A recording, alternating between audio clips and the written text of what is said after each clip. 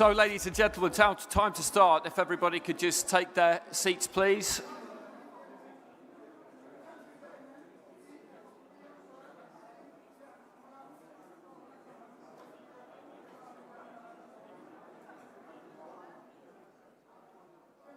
Okay, let's get going, everybody. Let's get going. Time for one more photo with the champ. The bronze bomber, Deontay Wilder. Great to see him here.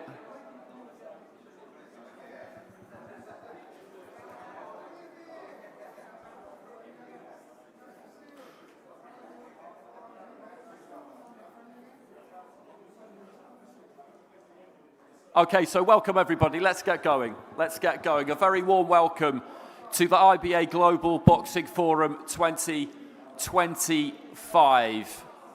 Golden era, milestones, and future vision. Thanks very much for coming. It's great to see so many of you here. It's been a fantastic 10 days, 2 weeks already. The IBA promised a festival of boxing, and that is exactly what we've had. I've been ringside every day for the World Amateur Championships, and it's been sensational, as it always is. The fighters all weighed in this room about an hour ago. They all look terrific, and the gold medal bouts will come your way tomorrow evening from the tennis stadium. And also, of course, tonight, we have the IBA Pro 13 card headlined by a fight for the WBA heavyweight title between Kubrat Pulev and Murat Gassiev. We've had to rejig the running order slightly. The president has been delayed in arriving, but he didn't want to keep everybody waiting, so we're going to just revise the order slightly. One thing that you should bear in mind, though, when he does arrive, and I was going to see if anybody knew the answer to this question later, but I'll just tell you the answer now. Today is a significant day because it is 5 years to the day since he was voted into his current position, Umar Kremlev. So we will be having some celebrations later on, and maybe just act surprised, everybody. Maybe just act surprised. We will be presenting him with a gift, and a few people will be saying a few words as well. But first of all, we will start with our international showcase, and this is the first of a number of conversations we're going to have today about the sport of boxing, where it currently is, how we've got here, where we're looking to go in the future, because I don't think it's ever really been in a more interesting place. It's always been a global sport, but now truly the possibilities do seem absolutely huge. And we're calling this Across the Corners, and we'll be talking to people from different parts of the world as to how they go about promoting the sport and looking after the sport in their particular regions, how they're reshaping the boxing landscape really through projects, through growth models, through development strategies. And what we're talking about here really is more the grassroots. It's more your day-to-day, because that's where fighters come from. When we look at the top of the sport and the top of the professional sport, the amateur sport, we see the big names. We've got Deontay Wilder sat in the front row here, but one day he walked through the door of a boxing club, and that's what took him to the Olympic Games, and that's what then led to him becoming WBC world champion. Everybody starts somewhere, and those of us who understand the sport, we understand that, because the money side of it's fantastic. You need funding, of course you do, but more than anything else, you need the connection. If you go into any gym in the world and you meet the people who run it, who are there every day, the one thing that you get from them straight away is that they know their community.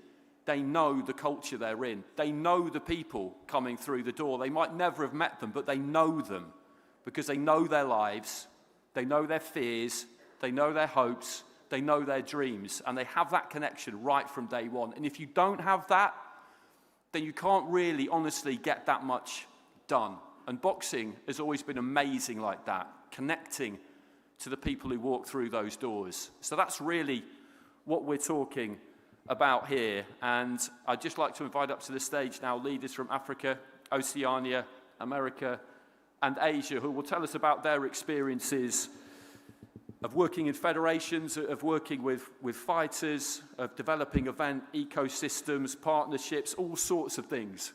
So if you could please welcome up Ms. Pearl Dlamini from Eswatini, member of the Board of Directors for the IBA.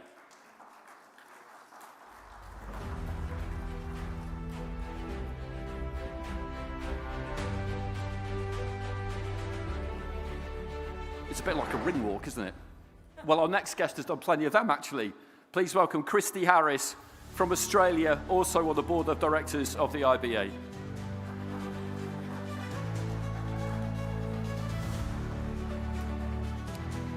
And next, Mr. Alberto Puig de la Basa, President of the Cuban Boxing Federation.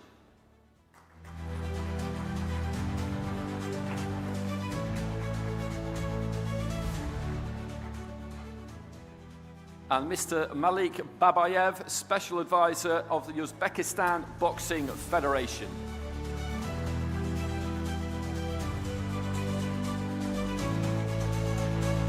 Uzbekistan having an absolutely sensational World Championships.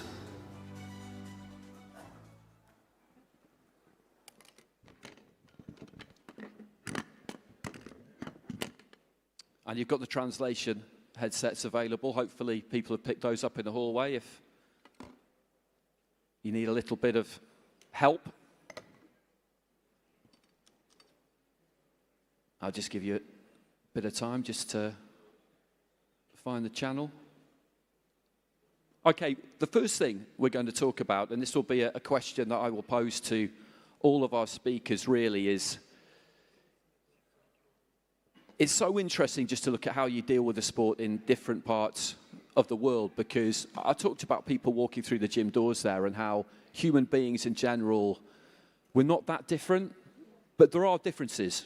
There are lots of differences, cultural differences, language differences, religious differences, all sorts of differences, and you have to be sensitive to that and alive to that in different parts of the world. And many regions have proven that a well-organized, impactful boxing system is largely built through that grassroots structure and the community engagement that it really needs to get stuck into. So, Pearl, I'll come to you first.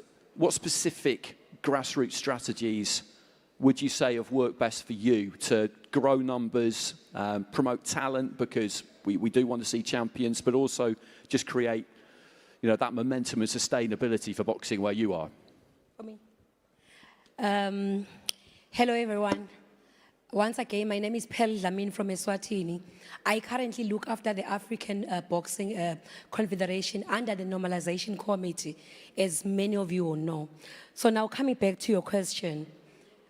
Well, the main contributors or strategies that have really helped us in Africa so far, of course, the first one will forever be the IBA support. We could never go so far without the support from IBA.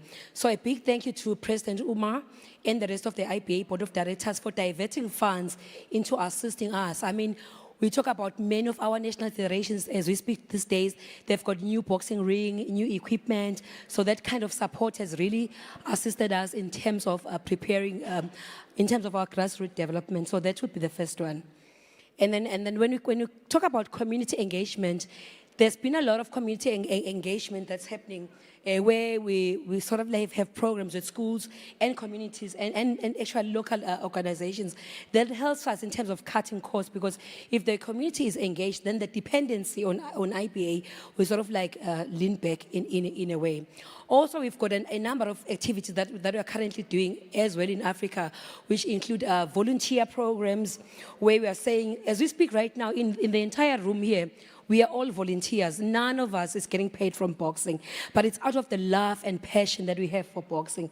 And from that's where we then develop our programs towards ensuring that the grassroots development is happening. So as well is the issue around the local funding. We can't be depending on IBA for everything. So we do need to raise our own funds as Africans and other federations to support the little support that's also coming from IBA.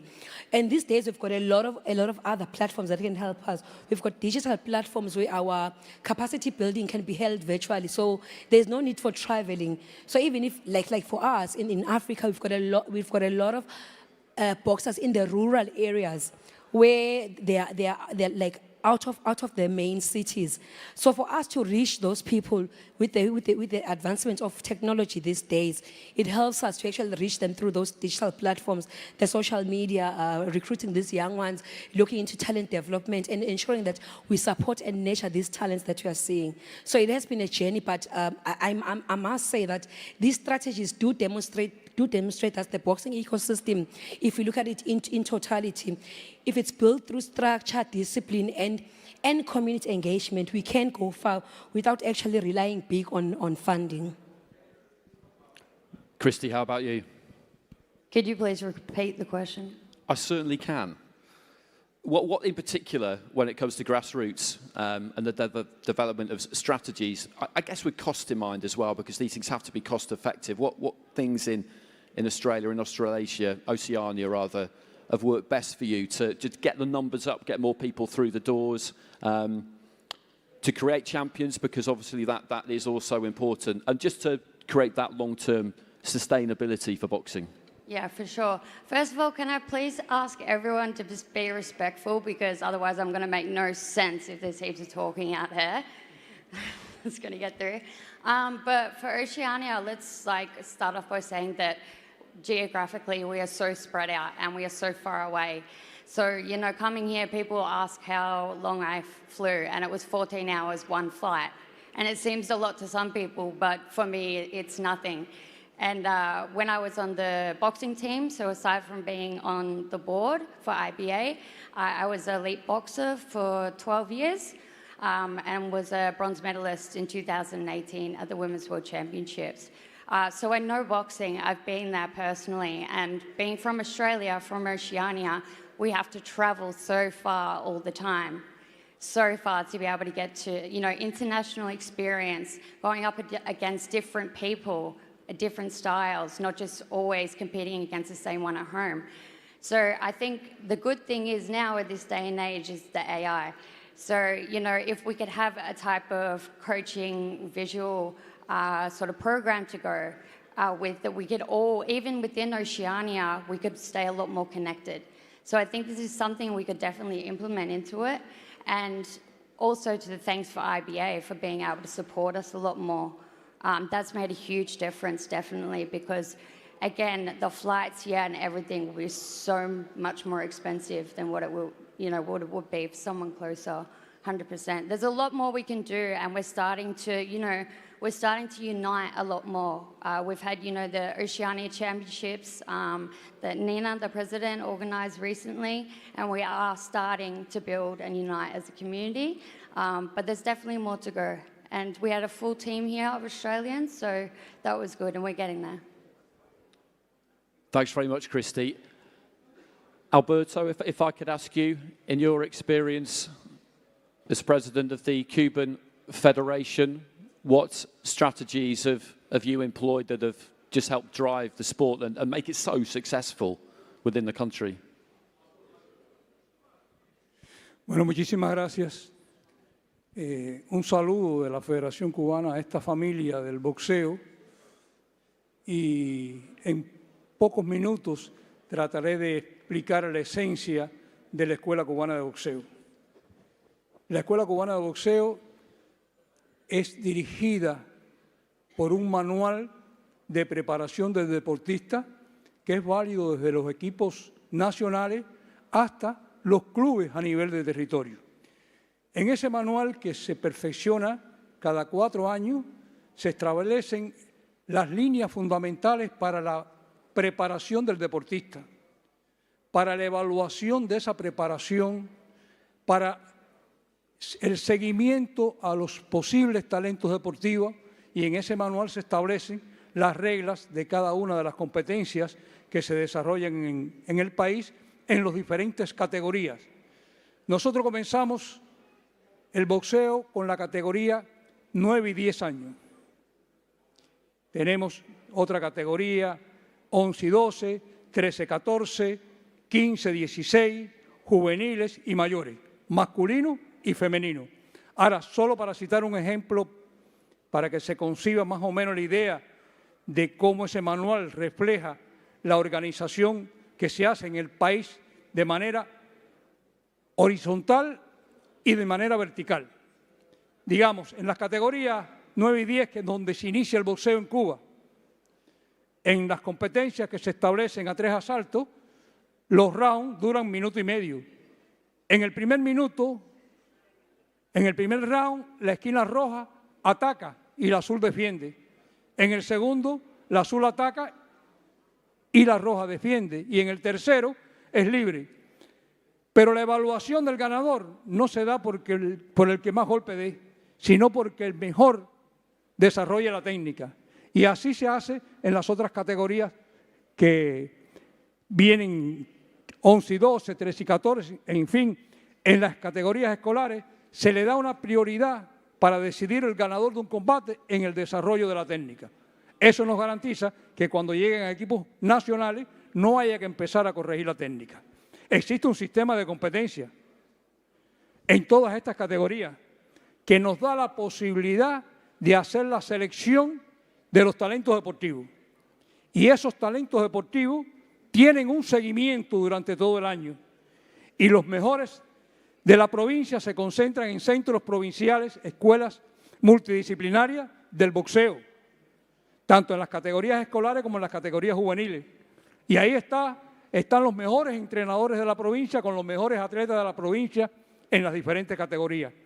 Cuando se realizan los campeonatos nacionales, ya existe una selección de los talentos de esas provincias que más desarrollo tienen. Y tienen un seguimiento sistemático por los entrenadores de los equipos nacionales, tanto juveniles como de mayores. Y eso nos garantiza que a nivel de nación tengamos los mejores atletas en cada una de las categorías. Es muy difícil que se nos pierda un talento porque hay un seguimiento durante todo el año y aquellos que más se destaquen pasan a formar parte de los equipos nacionales. Hoy día nosotros tenemos entrenadores cubanos en más de 39 países y que, solo por citar un ejemplo, en la Olimpiada de París se discutieron 13 medallas de oro y 11 la adquirieron boxeadores cubanos, o sea, entrenadores cubanos, profesores cubanos. Eso nos dice que la escuela cubana de boxeo se ha irradiado al mundo.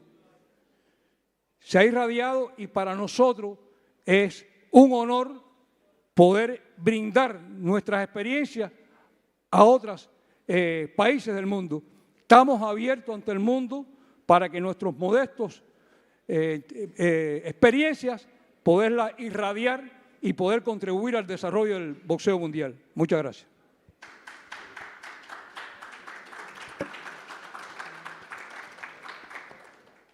So Malik, the same question for you, just a question about the grassroots in Uzbekistan and how the sport really runs day to day, how you get people into the gym, how you teach them to fight, how you get people coming back.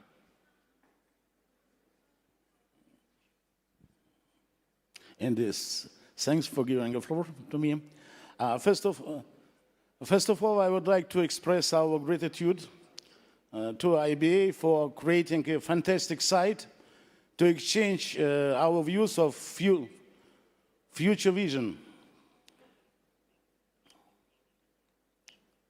But with your permission, I will answer in Russian language. Насколько я понял, ваш вопрос касается того, как создается система для самых молодых спортсменов. Узбекистан так получилось, что, да, вы прекрасно сказали, боксерская держава, так получилось, что бокс в нашей стране один из самых популярных видов спорта.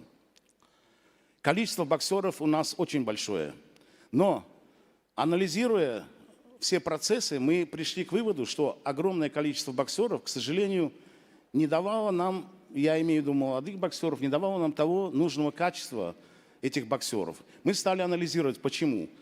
И вот к чему мы пришли. Узбекистан делится на 12 регионов. В каждом регионе проводятся свои соревнования. Но, изучив логистику, мы поняли, что так складывается ситуация, что да, бокс не самый, будем говорить, богатый вид спорта, что часто молодых боксеров отправляют на соревнования за счет своих родителей. И получается, что на соревнования региональные, приезжает не самый хороший боксер, а тот, который нашел деньги. И после этого мы абсолютно поменяли всю стратегию, и мы начали проводить большее количество соревнований на более низком уровне. То есть ближе к тем местам, где проживают эти боксеры. После этого сразу же появилась возможность делать более качественную селекцию. После того, как те ребята, которые имеют очень хорошие перспективы, добивались результатов, у них уже появлялась возможность ехать на более высокие соревнования, и там уже подключались областные федерации, наша национальная федерация подключалась. И после этого стало заметно расти качество наших боксеров молодых. Ну а дальше уже поэтапно от молодых боксеров младшего уровня, младших юниоров переходили к юниорам, и молодежке и так далее. Но здесь еще один есть такой момент, понимая, что иногда, если соревнования проходят на самом низком уровне, не всегда можно обеспечить достойное качество, достойный уровень специалистов и так далее. Федерация национальная держит этот вопрос под своим контролем. То есть все соревнования практически у нас полный охват. Там, где надо, мы направляем необходимое оборудование, необходимых специалистов и держим это под контролем. После вот таких мер среди наших самых юных молодых спортсменов стал подниматься уровень качества. За счет этого у нас появились достойные молодые спортсмены, ну и уже они дальше, их опытные тренера ведут по жизни, и я думаю, что это один из залогов того, что мы за последние годы добиваемся неплохих результатов на мировой арене. Спасибо. I have one more question for you, actually. Watching this World Championships and watching the Olympic Games last year, Uzbekistan dominated the men's in the Olympic Games, and watching this men's World Championships, you're already producing new fighters who didn't go to the Olympics, who are now 20 years old, and that new generation is already coming through. How? How do you do it? How do you keep doing it? Ну, знаете, это действительно такая очень интересная тема. Вот мы в своей федерации сидели, и я с нашими специалистами, с нашими руководителями, и я задал такой простой вопрос. Как я уже сказал, бокс один из самых популярных видов спорта. Так исторически сложилось в Узбекистане. У нас всегда были очень хорошие тренера, очень хорошие боксеры, но никогда не было таких вот ярких, больших, серьезных результатов. И я задал вопрос, в чем, почему так случилось, в чем наш секрет? Действительно, первый фантастический наш успех был на самом деле, это в 2016 году на Олимпиаде в Рио, когда мы завоевали 7 медалей, 3 золотых, 2 серебряных и 2 бронзовых. Вот тогда мы просто поняли простую вещь, что если не создать систему, она должна функционировать. И мы создали свою собственную систему подготовки, которая охватывала, понимаете, вот как пазл, да, то есть каждая часть имеет свое значение. Но если его правильно, каждый кусок этого пазла правильно не собрать, то есть картинка не получится. Нам удалось, благодаря этой системе, собрать нормальный пазл, в котором каждый сегмент отвечал за свою роль в конечном итоге. То есть это касалось не только проведения учебно-тренировочных сборов, восстановительных сборов, подготовки, фармакологии, еще много-много чего. Поэтому вот благодаря этому, но самое главное, это просто целенаправленная работа в одном направлении. И если, я так думаю, что в этом правильно работать, то очень многие федерации добьются успехов. Это первый момент. И второй момент, конечно, мы знаем много случаев, когда в какой-то федерации появляется яркий боксер, достигает фантастического результата, потом он естественным образом завершает свою карьеру, но за ним никого нет. Мы это тоже понимали, поэтому нам всегда нужно, чтобы за каждым хорошим боксером стоял другой, который стучался в эту дверь и его подстегивал, и создавалась здоровая конкуренция. Зачем, конечно, федерация должна очень внимательно следить. Thanks very much. Pearl, I'll come back to you. As I was saying at the start, the world's made up of 7.8 billion people who are all kind of the same, but also all different. And when you look at the continent of Africa, which is much, much bigger than it appears to be on a map, something I discovered recently, maps of the world are not in proportion. Who knew?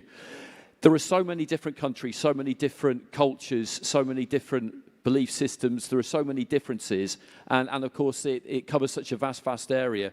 What are the main challenges have you experienced of that? And how do you feel like you can try and just create as much unity as you can? Yeah, you're correct. When it comes to Africa, we are so diverse. We've got lots of regions within Africa. Even the language it's quite diverse. The personality, you know, as a leader of Africa, you need to be in a position to be able to handle these different personalities and different characters. We've got very strong personalities coming from African boxing leaders. Some of them are around here. I could name a few, and I think some of you already know a few. So yes, but with that now, the main challenge is, if I were to start to stating one by one what the main challenges are in Africa, we will spend the whole day here. But obvious, the first one is the obvious one. The first one is that of limited funding, of course. We all know that. That's a major issue in Africa. Sponsors are running away from us. We all know that most government entities, they kind of sponsor football or soccer. So boxing comes like second or third in the line, but bigger chunk of the funding goes to the other sports. So then that then creates another challenge, because then the other challenge that comes out then is that of, I would name it the dependency syndrome, where we tend to depend on IBA for funding, for support, for travels, because getting here in Dubai, it's very expensive.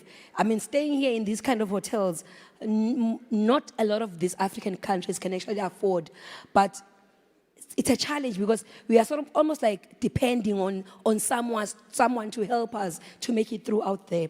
So it's some of those challenges. But other serious and severe challenges in Africa, it's around the governance issues. Our governance issues, the leadership issues there. Like when the normalization committee was set up early this year, we had to deal with a lot of leadership issues, because we will get situations where two people will claim the same position in the same association or federation. So you can imagine. So we needed to clear that. So there's still a lot of legacy issues around the governance. And then from there, we've got a lot of, I'm sorry because I'm talking about my region now, my African region. We've had a lot of history around corruption, mismanagement of funds. And it saddens me so much as a lady and as a woman and as someone that's passionate in boxing to hear stories about funds being, IBA issuing funds to us as African boxing leaders, the continental leaders, prize money funds. But those monies did not end up in the boxers' hands. They were then diverted by people in leadership, people in this forum, to do other personal stuff using those money. So these are kind of the challenges that we've got. We do not have people with high level of integrity. But I know that with time we will try and bring that back, because we have dealt with some of those issues. And then of course it's the issues around network infrastructure. I mean, we can talk AI like Christy was saying now. We can talk AI, but hello, in Africa, some of these areas, they still do not have enough internet connectivity in some of the rural areas. So even though AI is there, but we are still limited in terms of that. We can talk about virtual trainings being done by IBA, but are these people able to connect and to stay connected throughout the training? Some of these will require them to have a lot of money to stay online. So we do have those challenges. And also the other challenges around skills and techniques gap. I mean, my friend from Uzbekistan was just mentioning now how they're rolling out their program, which is beautiful. So for me, I wish we could really be sharing such experiences. You know, I wish I could invite you, my brother, to come to an African forum where you can just sit with us, share some of these success stories. Imagine, let's look at these championships right now. We've got about 12 Russian boxers in the finals out of 13 bouts. That's interesting. We've got Uzbekistan, lots of boxers in the finals. Kazakhstan, there's no one from Africa. There's no one from here region. So we were laughing with Christy as we were coming here. We were saying, you know, you strategically invited us here because you knew Africa,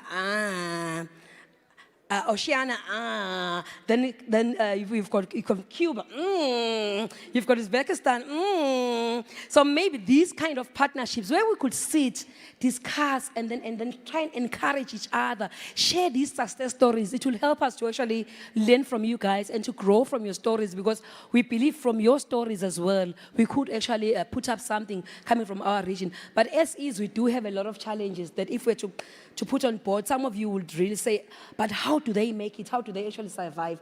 It's difficult out there if you don't have someone that's in the association that actually that is self-sustainable. Otherwise, you get boxers within two months or so. Some of them, they leave due to a number of reasons. So the sustainability program is quite difficult to handle, because you do have your talent programs, your grassroots development programs, but in terms of sustaining these boxers and making sure that you learn to see them grow, you learn to see them standing in the podium, like we have seen, we've seen boxers. Yesterday we had semi-finals, and from Africa, I only had 2 boxers from Zambia, from one country. So we do need your support, my brothers and sisters present here today. In terms of, let's move away from this culture of thinking about your own country. Let this be about boxing. Let this be about all of us. Let's share the stories. Let's make sure that we really support each other. And if you've got 2 pairs of boxing gloves, how about you give 1 pair to me in Africa? That will really show the IBA family that we are about. That will show kindness. And that will make sure that even if you compete against me tomorrow, but you have supported my journey as well. And that's what we need right now. It has to be about all of us, not individuals, as it is. Thank you. Thanks very much. So, Christy, I'm going to go slightly off script with the question I've got for you, but I'm sure you'll take it in your stride. It's not too far away. We are talking, of course, about how you're looking to just further the sport within your region, and achieve that kind of sustainability. But what's really interesting about, and I know it's Oceania, but what's really interesting about Australia and New Zealand in particular for me is that you're up against so many other sports, because it's a sports mad place where it's insanely popular. You're up against cricket, you're up against rugby league, rugby union, AFL, all sorts of other outdoor sports, surfing, anything you can really name, you are up against it. So how do you go about competing with that, at that kind of community level where you've got to get people when they're young and get them coming back? Yeah, you're absolutely spot on, definitely. You know, in Australia, like the Aussie rules is just #1. Everyone watches. We call it football. We call football soccer for the English, but it's mainly that. And then aside from that, we've got the swimmers, we've got everyone who does athletics, you said, like surfing, like it's like so many other sports are put before boxing, like it's true. And in order for boxing to be more of a priority in Australia, more needs to go into it to start. You know, like us boxing team would go to the other side of the world with just the one coach and a full team. But then you see like other sports, like the swimmers, they have like their own village within the village at the Commonwealth Games and Olympics. They have like their own special doctors, own physios, everything like this. So I believe if we can put more into it, obviously we'll get more out of it. You know, and recently we did have a woman, first time ever in history, win a medal at the Olympics. And that was incredible. So that's going to benefit the National Federation as well. But yeah, it is a massive challenge. It is, but boxing is slowly growing. I'll say back in my day, like I'm a bit old now, you know, there was only a few boxing gyms around. There was only one in my hometown.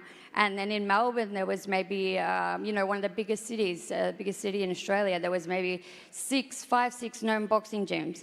But now there is so many of them. So many of them, but still only very few of them have elite boxers and are going through pathways to get to the World Championships. And like Pearl was saying, we do actually have that divide in Australia as well. So we have a neighbour now. So a neighbour is a new federation for Australia that has joined IBA. It's really unfortunate that within Australia, we can't combine. So again, like Pearl was saying, you know, as in your own country, to be more worldly, it's happening in Australia, we are divided. And it would just benefit the athletes all round if they could go to both and have dual memberships. Okay, so this is a really sad thing about Australia. So a neighbour, our federation that is joined with IBA, are doing amazing. They are doing amazing. They haven't been to such tournaments like this before. You know, what Pearl was saying, we would love to come to Cuba. We would love to come. They're having, you know, Australian boxing team going over to Cuba or one of your countries to do a training session would be just incredible. It would be mind-blowing, honestly. But they've got to put in to get something out of it. And it's just what I said before about what we can do now, but we just need to take that extra step, because we can do, you know, virtual online coaching. You know, we can, with the AI, we can maybe do a lot. Maybe with Oceania, we can meet up on the internet and share ideas, but we need to do that with other countries as well outside of there. But once we do this and make progress from there, then we need to put it into action. We need to get to the other side of the world to be able to go up against different styles, okay, like your La Cruz, you know. I think many of you, like Australians, have been up against Julio, you know, so that is really important. That's when the funding will come into it as well. So, like Pearl said, we can't always rely on IBA, but I think they are just such a massive help when it will get to that stage. Yeah. Okay, thanks, Christy. Alberto, I'll finish with you. Boxing in Cuba is incredibly successful and incredibly popular, and it has been for a long time, and that's all been achieved without vast resources.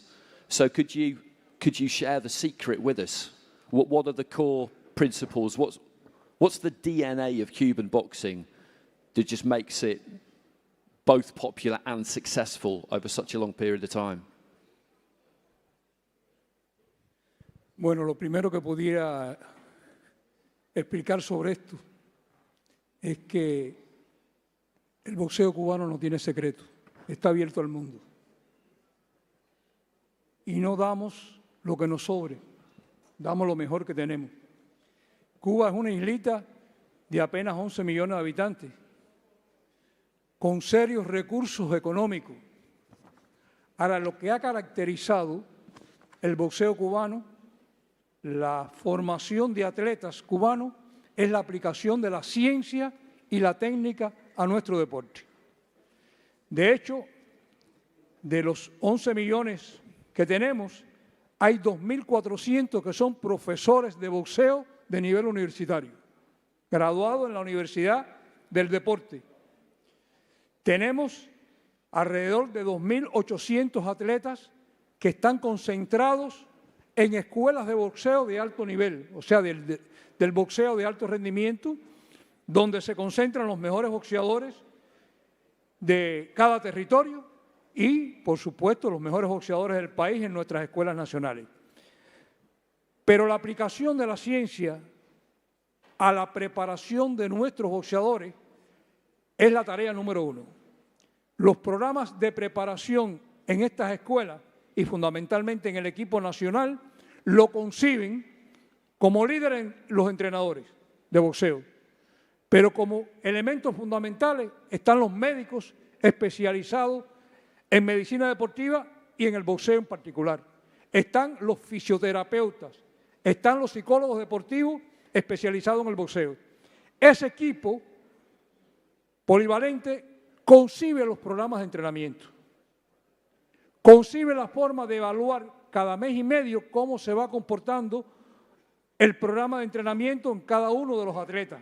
Se hacen las evaluaciones médicas, se hacen las evaluaciones psicológicas, los fisioterapeutas con los tratamientos que se conlleva tanto en el fortalecimiento de determinadas actividades físicas como en la solución de los problemas que se presentan de alguna lesión. Es decir, que es un equipo, no es un entrenador de boxeo. Yo diría que en pocos países del mundo modestamente aparte, modestamente, he visto que el programa de entrenamiento lo concibe un equipo. Ese es nuestro principal secreto, o nuestra principal fortaleza. Precisamente ese sistema que no lleva de tantos recursos, porque no los tenemos, nos ha dado una fortaleza. Fortaleza que nos ha permitido tener 42 medallas de oro olímpicas y 81 medallas de oro mundial. Pero es producto de un sistema concebido científicamente. Ese es nuestro principal secreto. Thanks very much.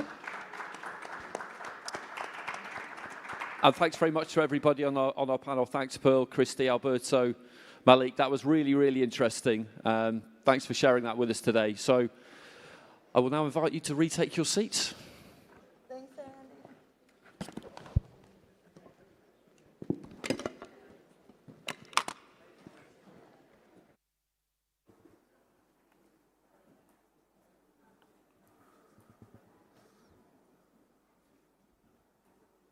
Once again, thanks very much, everybody. So our next section sees us investigate champion DNA. I've been looking forward to this because it's an exploration of what it takes essentially to be a champion. What mentality do you need? What are the minerals that you need to be able to get to the top in boxing? And obviously talent is one of them. That is something you have to have, the natural aptitude for it. But it's about a lot more than that. What keeps you coming back on dark days? You've had your backside handed to you in a spar. What keeps you coming back to the gym day in, day out to keep working on your craft? What makes you believe that you're going to be successful when maybe not that many other people do believe it? And that is what the mindset of a champion is. That's what champion DNA is. And I will hand over for this section to explore all of this to a good friend, colleague of mine, journalist and broadcaster, Mr. Gareth A. Davis.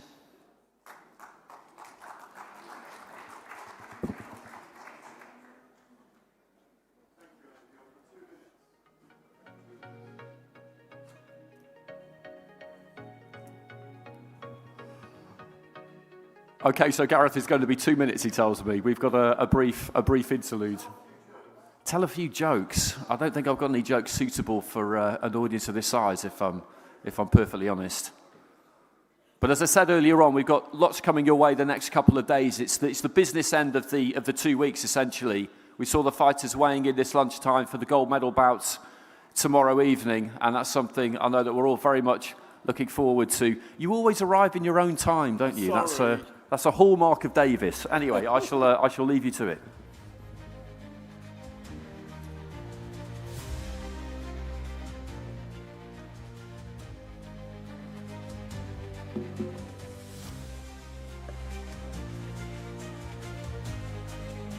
Good afternoon, ladies and gentlemen. It's an absolute privilege and a pleasure to be here.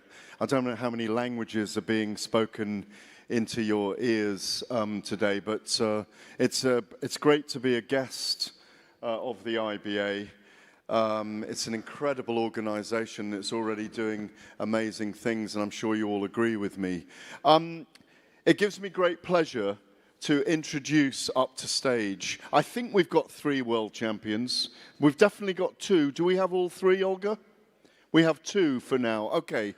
We have Mr. Deontay Wilder, the former WBC heavyweight champion of the world. Where are you, Deontay? Please join us. There he is, the bronze bomber himself.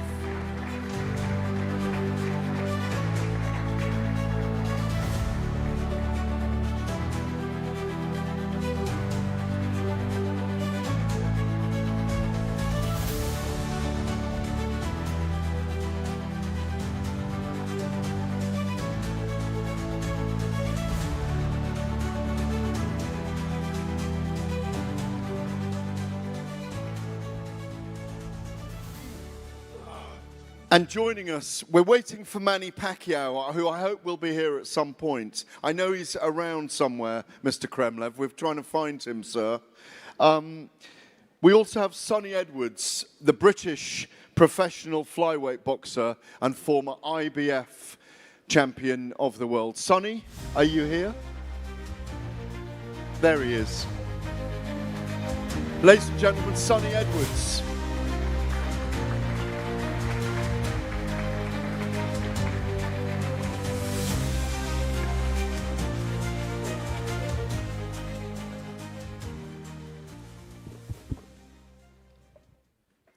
Champion DNA. We've all seen it, we've all witnessed it, we've all experienced it, but these guys really have it. When you look at the DNA of a champion, it refers to those qualities of mental toughness, of discipline, of resilience, and unyielding will to prepare and perform under pressure. These are often considered more critical to success than raw talent alone.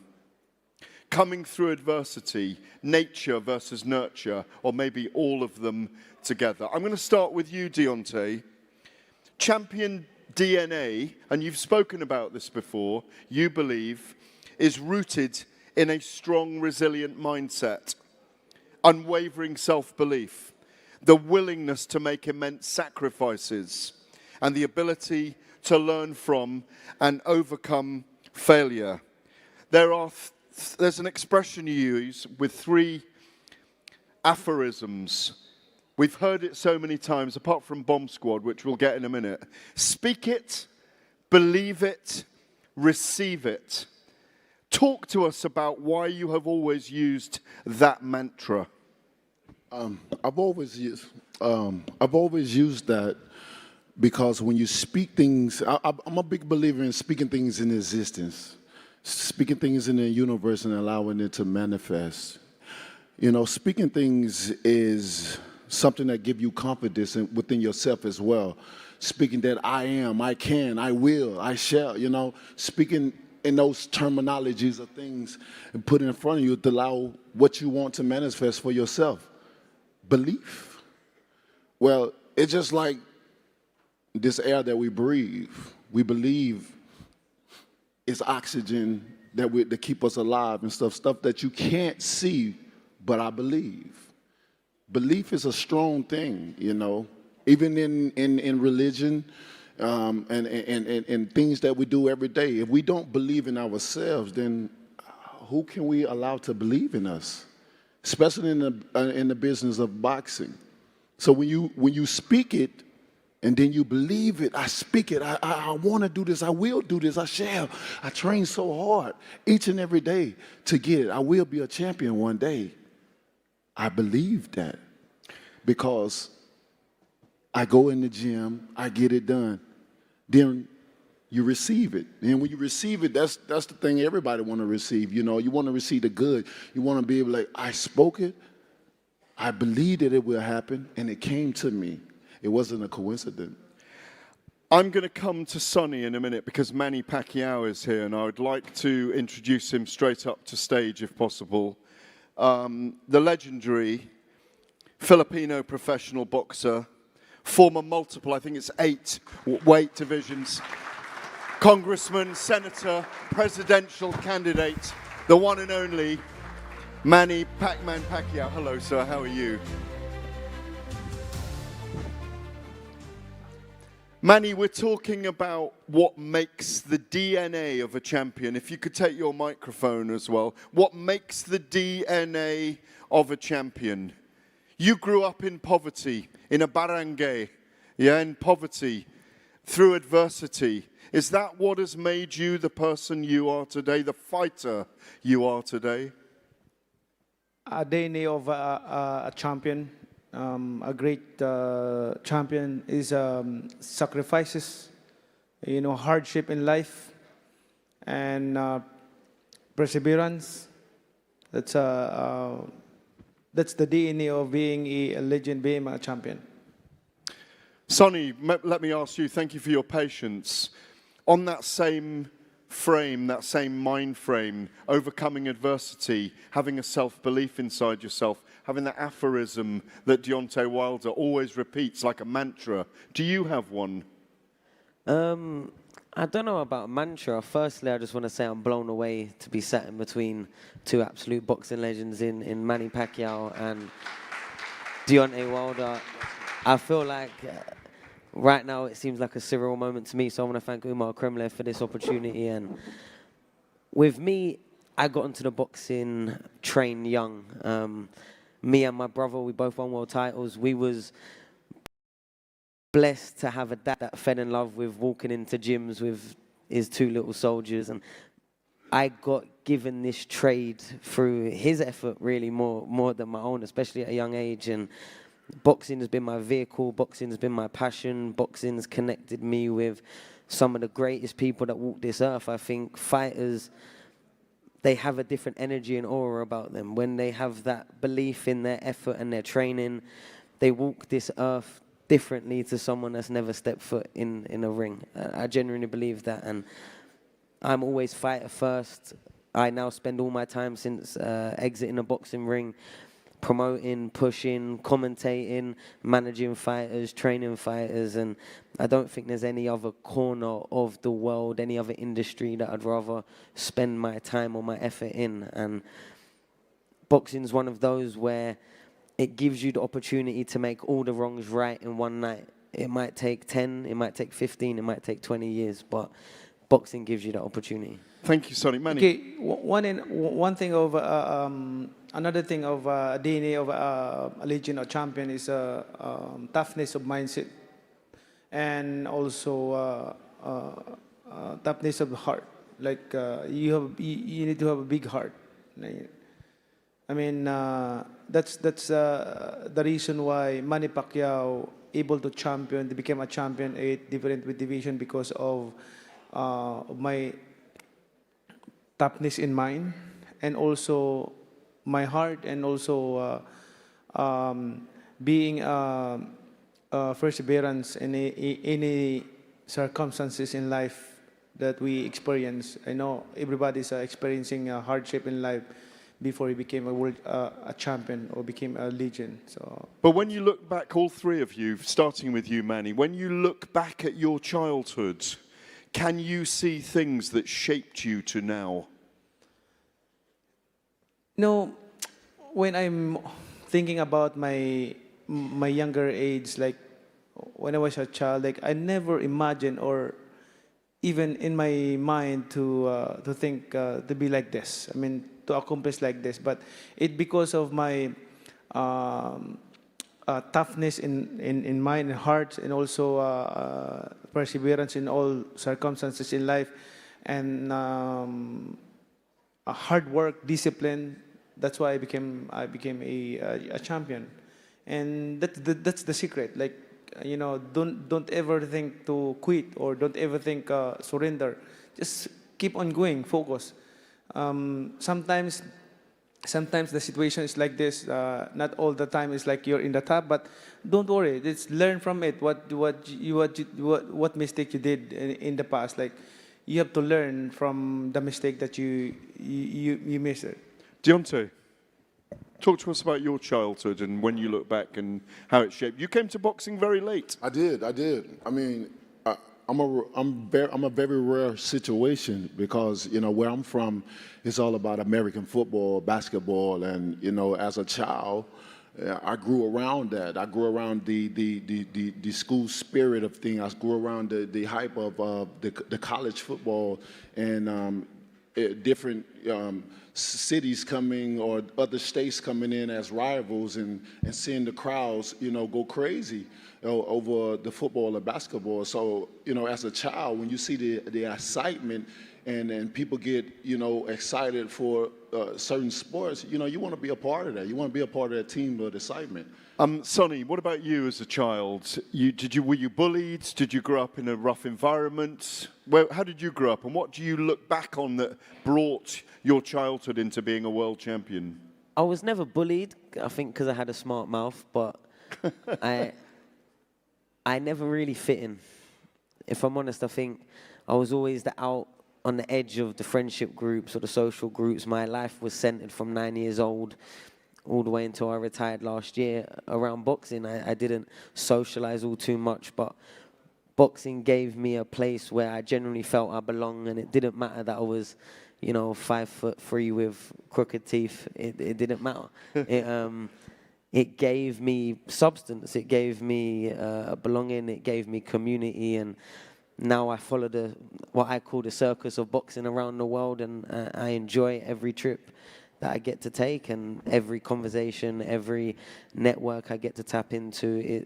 It's a world of its own, boxing, and I've always been more than happy and more than grateful to be in the position that I'm in. You've stimulated Manny to want to say something, I think. Okay, I already explained about the toughness of mind and focus and heart, like perseverance, like that. But all that you can possess when you have God in your life. Like we're going to come to that. Let's do that now then. Faith. Yes. How important faith is for all of you. Yes. Because can you imagine a boy sailing from the street, bread, everything like that, or cigarette or flowers, and became a known in not only in the Philippines but all over the world. I used to sell donuts as a kid. I sell donuts, yeah. Your dad ate your dog as well, didn't he? Do you remember? What? When your dad ate your dog? Yes. But you did used to sell donuts as a child, didn't you? Yeah. To I help sell your donuts. mother. In fact, I discovered boxing when I'm selling donuts with the people, a group of people watching, listening of a fight with Mike Tyson in Japan. So that's the time that I learned about boxing, and that's the time that when I started boxing. Just finally on faith there. Faith, without faith, would you be who you are and where you are now? Without faith, I think not Manny Pacquiao is not gonna be here or what I have right now. And then also without God, I am nothing. So the strength, ability, everything like that, knowledge and wisdom, that's come from God. And I able to capture all those 8 different weight division because of the knowledge and wisdom that God gave it to me. Even though on my height, size like that, I able to fight a 6 foot, 5'11", 5'10". Even my height is like 5'7", 5'6". The likes of Antonio Margarito and these guys, yeah, much bigger. Yeah, much bigger. Beat up Oscar De La Hoya. He was taller than you. Yeah, De La Hoya destroyed also. Ricky Hatton, the lovely late Ricky Hatton. But the thing is, I'm so thankful to God because He gave me the wisdom, knowledge, also how to prepare and to overcome all those trials in life. Deontay, you've done a lot of prayer recently, even in your life. You're coming back at the moment. You may face Alexander Usyk soon. We're quite excited about that. We won't go into the news story, but faith is very important for you as well, isn't it? Amen. Faith is very important. Faith is everything. You know, if you don't believe in something, you'll fall for anything. And and I'd rather not be a fool. I'd rather be somebody that's a believer. And where I come from, starting at 21. Getting into this business because of my daughter that was born with spina bifida. That's the only reason I'm here, to go on to the Olympics and be the least experienced fighter there amongst all the fighters in my weight class, and to come home with the bronze medal, and to go, then after that go on to turn pro and become a long time reigning champion, and the hardest punching ratio in boxing history. That's God, brother. That's God. Is the gift God-given as well? Most definitely. Most definitely. The power is definitely God-given. It's something I've always had. But I'd rather use my talent for good than for bad. So. You're a bad guy being good now, yeah? Sonny, what about your faith? You're a great thinker, you're quite outspoken, but I suspect in that kind of way that you're so elusive when you fight, the faith you have in yourself, you're quite planetary in your faith, I've noticed. I think my faith I had to develop as I grew older. I wasn't raised in a household that was God-fearing. I spent every single Sunday in an old church converted into a boxing gym. So really, from a young age... Ironically. Yeah, for me, I always saw it really as boxing was my religion. It was my compass. It was my moral center. And as I've got older and I've understood, you know, the world, the universe, the people in it, my faith has definitely been built off that foundation. Now, I don't have the answers. I think there's so many questions, and every question brings up more different answers that could be possible. But one thing I do believe in is, you know, trying your hardest, being good, doing things with clear intentions, and you can sleep peacefully at night. And when you look to spread joy and love through your effort, I think, you know, on a human level, on a human foundation, there only good things can come of that. So that's why I try and stay centered to a clear conscience and, you know, open eyes and mind to any new information that I might stumble across.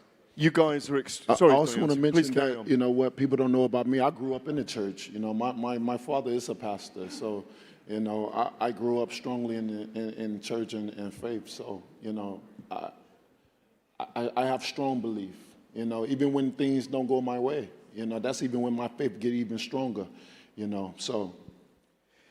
You're all outspoken and you're all brilliant in your own way outside the ring. Many senator, congressman, presidential candidate even, extraordinary rise, not just in the boxing ring, but outside it as well. And Filipino politics is very complex, as we know. All politics is complex. As Umar will know, politics is complex. You've balanced that high-level boxing career with a demanding political one.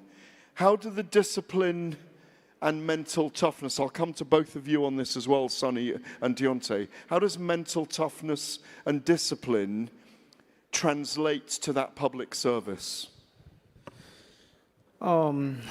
Since I came from, my life stories came from nothing into something. I came from a very poor situation in life. That's why, the reason why I enter politics, because I want to serve people. I want to punish those taking advantage from the people, those who corrupt politician. I'm not saying that they're corrupt, all of them, but at least a lot of them, many of them are corrupt in the government. And I've been telling the people that corruption is worse, and very danger into our country. Corruption is the cancer of the country. But, you know, I'm so sad because people don't listen to me before. And now I'm so thankful with the president right now, the recent president right now, for investigating and... Will you run again? I'm sorry? Will you run again for president? Right now, I'm focusing myself and focusing to my family. I'm not thinking about living because I already served the people for 12 years. And I'm frustrated to change the way it is politics, because I want to change the mindset of those in public service, like those politicians who are elected. I want to change their mind that being a public servant is you serve the people, not to be served. And they make politics as a business, and it's not the right way. Deontay, you've always been outspoken. You've been brilliant about support for African Americans, the way people are treated in America. You've been a very proud black man. We've spoken about it before. We've done stories about it. Do you believe, as a heavyweight champion, as a champion of the world, that it is important to speak out, as Manny's saying, for your people in terms of that public service? Most definitely, it's definitely is very important to be a voice for your people, because, I mean, who else is going to be brave enough to speak out? A lot of people are very frightened or afraid to say certain things because of the consequences that may become behind it. You know, and me, I've always been very vocal. I've always, when I speak, a lot of people take what I say and they twist it and they turn it and they put the narrative, spin the narrative like they want. But, you know, I speak from the heart. That's why I have a lot of passion. It's being a champion, isn't it? You understand me? You got to. Yeah. You know, I'm a true leader. I was born to be a leader. you know. And so with that being said, I have no fear. I walk through the shadow of death with no fear because I know that God is with me. You understand? And with that being said, when I know that God is with me, I ain't worried about what I'm saying. I'm not worried about if you agree with what I'm saying or not. If you don't agree with what I say, then maybe one day things will come around and we disagree to agree, or we agree to disagree. That's just the way the world works. But all in all, you know, we are all God's people and we all need each other. We all need the human race need each other. No matter who you are, where you're from, what race, what country, we need each other. Thank you, Deontay. Sonny, I think they're all brilliant here today. Some of the words are extraordinary. These are the words of champions. Sonny, you're the youngest guy here. You represent a young generation. You've just stopped your career. You're in your 20s still? Yeah, 30 next month, so. 30 next month, just in your 20s still. You're repping the younger generation. Do you feel you have a message as well as a world champion for young people, almost like a public service in itself? Compared to these two guys next to me, I feel like a serious case of imposter syndrome answering the same question, if I'm being perfectly honest. I feel I got there to the pinnacle of my weight division and of my sport, but like I said, next to these two, the voice I have pales in comparison. And people listen when I speak boxing, and that's all I ever really try to speak. I think we live in a world that's very complicated. There's 100 sides to every story, and like I said before, I don't really have the answers. I've spent my whole life looking at boxers, moving their feet, moving their head, tactics, preparing for a fight. That's what I try to expert in the thing that I've spent the most time. So I try and be very pro boxing. I think boxing should be in all schools. I think boxing should be prioritized and pushed forward rather than my side of the world seems to try and subdue it and make it as hard as possible to really be one of the core main sports in the world of which it is. And it's undeniable that even when there has been, you know, maybe government level of attempts to try and restrict it, boxing always comes back round full circle. Manny. Thank you. One thing also that I want to tell everyone, not only in my country, but all over the world, that a wise person knows that we are not forever here in this world. We're just temporary. So what we have, what we possess, is just temporary. We're just passing by in this world. So we make sure that we have to leave a legacy that can inspire to the next generation, can inspire and help the next generation. Make sure that we leave that legacy that, you know, the next generations, you'll be inspiration of them. And also, we know that there's another destination after our lives here in this world. You know, either in hell or in heaven. So we want to go to heaven, but our works is not accompanied. I mean, we should be compassionate. We should be caring and loving each other. Show compassion if really God is in us. So we should reflect that in our lives by our deeds daily. So make sure that our daily activities should come from our new identity as a God-fearing person. So that's the most important thing, and legacy that can inspire the other people. Ladies and gentlemen, I've got to wrap the session. Yes, please, a big round of applause for We've got to wrap this session, unfortunately, now. Could have gone on for hours with these guys. But ladies and gentlemen, Sonny Edwards, Deontay Wilder, Manny Pacquiao, DNA of champions. Thank you.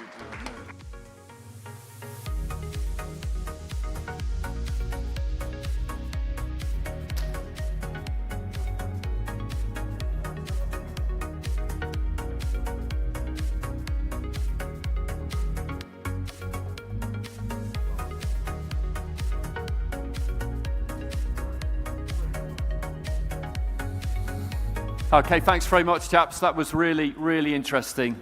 Deontay, Manny, Sonny, thanks for sharing your experiences. Expertly handled by Gareth A. Davis, if I may say so. Thank you, Andrew. They were brilliant.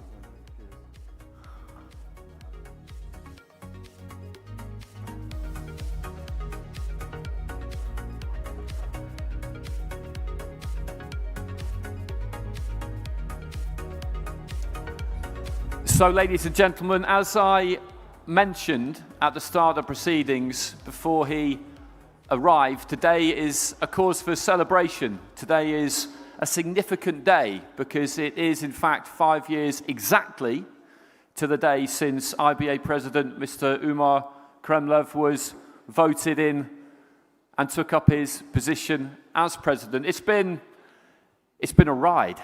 It has been enjoyable. It has been spectacular. It's been a fantastic 5 years, and we look forward to many more to come. And there will be a few people. Let's have a round of applause there. We can have a round of applause, absolutely.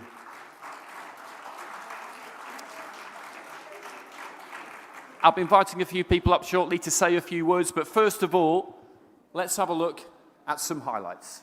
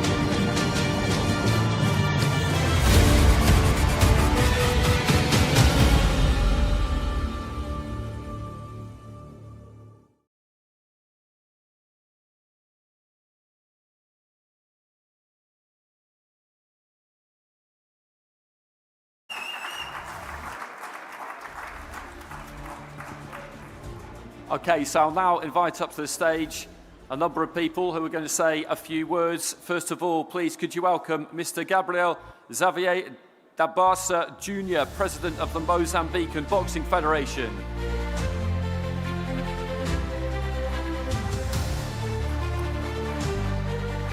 Shannon the Cannon Briggs, pro fighter, two-time heavyweight champion of the world. Deontay Wilder, we've just been hearing from him, the bronze bomber, former WBC champion.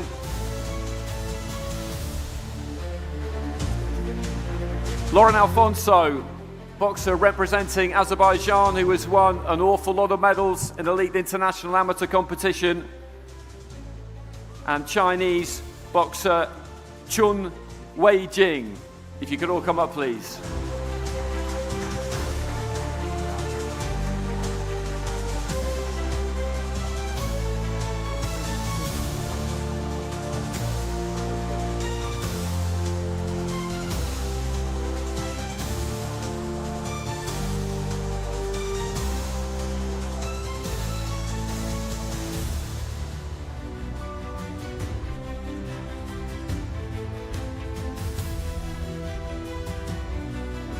Okay, so first of all, I've handed the mic over to Chun Wei-Jing.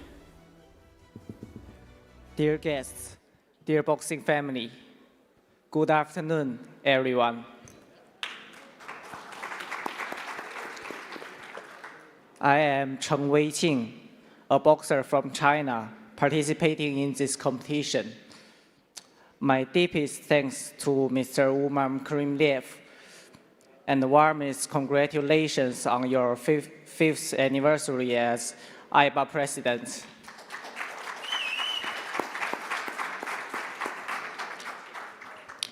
For me, the IBA gave me a valuable opportunity to participate in the Men's World Boxing Championships, which helped me gain significant experience.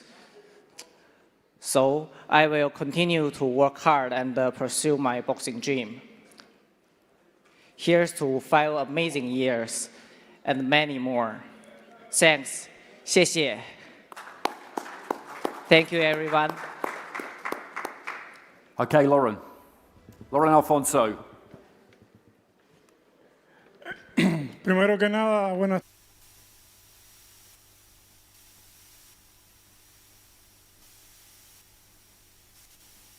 Good afternoon, everyone. I'm going to speak in Spanish because my English is so bad. I'm pretty nervous here between all of these important people here.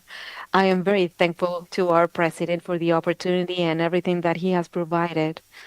The great growth that boxing has had since he's taken his position. I have different anecdotes to tell because I'm a boxer that was trained in the Cuban boxing school and looking for an opportunity, I actually went and lived in Azerbaijan, where I remember that since the president became president and the World Championships started, the first championship that I participated in was really impactful to me because I was looking for an opportunity. And I wanted to get married. I wanted to get engaged. And I promised my spouse that if I actually got the gold medal in that competition, I was going to ask her to marry me. And thanks to that, I did get that gold medal. And I was a world champion and I married my wife. Today, we have a wonderful family, wonderful children. And that is part of the things that boxing brings that the president brought. I'm so thankful. Thank you so much. And let's continue to work. Deontay Wilder. Well, you know, being in boxing has been an amazing journey for me. It's been an incredible ride, you know, when all the organizations and federations that's combined together has made, you know, the family of boxing and what it is, the structure of getting so many different titles and raising these belts in the sky and say, I am a champion. And one of the associations that has been amazing, especially being here and witnessing over the years and witnessing right now in the present has been the IBA. And you guys are an amazing organization and a happy anniversary to you guys. And what you guys are doing for amateur boxing is amazing. You know, as an amateur boxing coming up, I got into boxing because of my daughter. She was born with spinal bifida.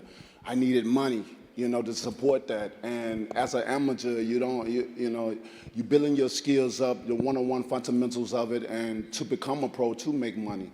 But now the structure that is going on right now, you know, it's a big prize on the table with the amateurs dealing with the IBA, and it's amazing to have this structure going. If we had this maybe a decade ago for me, I would have stuck around in the amateurs a little bit longer to develop instead of rushing, trying to make money, because we're all here to make money for our families and different things like that. So, you know, as we know, this is a dangerous business that we do, and it takes a lot. It takes a lot of hard work, a lot of effort, a lot of motivation, a lot of confidence and support from everybody to become a champion. So I'm grateful to be here, to be invited by the IBA, and I just want to tell you guys happy anniversary. And also, you know, you got the heavyweight fight tonight, and I want the winner to fight for the IBA as well. Thank you so much. Thanks, Deontay. Gabriel Xavier da Barca Jr. What I can say to Mr. Kremlev, I speak Portuguese, but I will say something in English because all countries around my country speak English, and we'll learn something about English. When they said me, say something about 5 years of Mr. Kremlev leadership, I said, oh, it's a big challenge because I have a lot of things to say. And I wrote the small words. You took the lead in boxing amongst the storm. You walked firmly. You had a vision. You had many trials. Many trials come enough to hurt you to give up, but they couldn't. The trials made you strong. You were tested, but today you have approved. The magic time is arrived. The diamond era is coming to boxing, and Africa is ready to walk and reap this great achievement with you. Mr. Kremlev, continue strong, because what is coming is even great. Long life to IBA, long life to Mr. Kremlev. Blessing from Africa. God bless you, sir. Shannon Briggs. Let's go, champ. My name is Shannon Briggs. I'm former two-time heavyweight champion of the world. I started boxing in 1988. I was a homeless teenager. I'm an only child. My mother was a heroin addict, and my father was in prison. I was homeless. I was living on my own, and I stumbled across a boxing gym. I started sleeping in the gym for about 2 years, and then I got good after 2 years of sleeping in the gym, and I got good enough to turn pro in 1992. In my 36 years of boxing, I've never seen anything like this. Umar has came into boxing and changed so many lives, giving opportunities to kids around the world, to something to aspire to. I want to thank you, sir, for this and the opportunity that you give me and my family to be a part of this. When I got my tag from Alina the other day, it said IBA, it said family on it. You know what I'm saying? And me and my wife, we smiled. They said, we're in the family. I want to thank you for that. This opportunity that you're giving to kids and to people around the world is life-changing.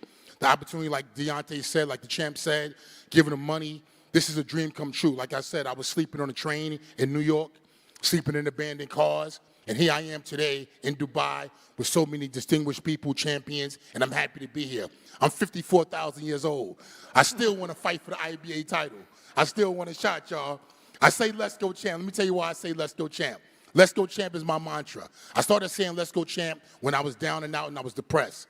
I was feeling bad about myself and where I was at in life, and I started talking to myself. I started saying, Shannon, you got to do something. You got to change your life. You got to get better. You got to get back to get in shape. I was 400 pounds out of boxing. I'd been out of boxing about 4 years. I started saying let's go champ as a mantra to myself, speaking to myself, telling myself, come on, Shannon, you the champ.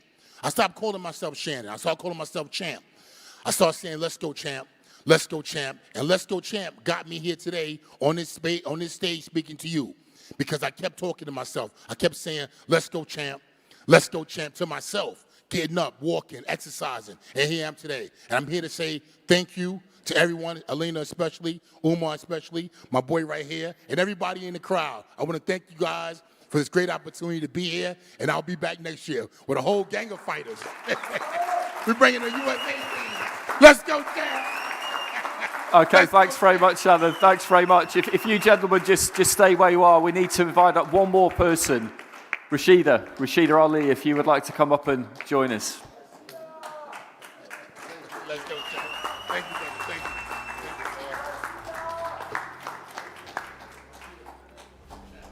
I'm not the champ. You the champ. No, Umar's the champ. Brother.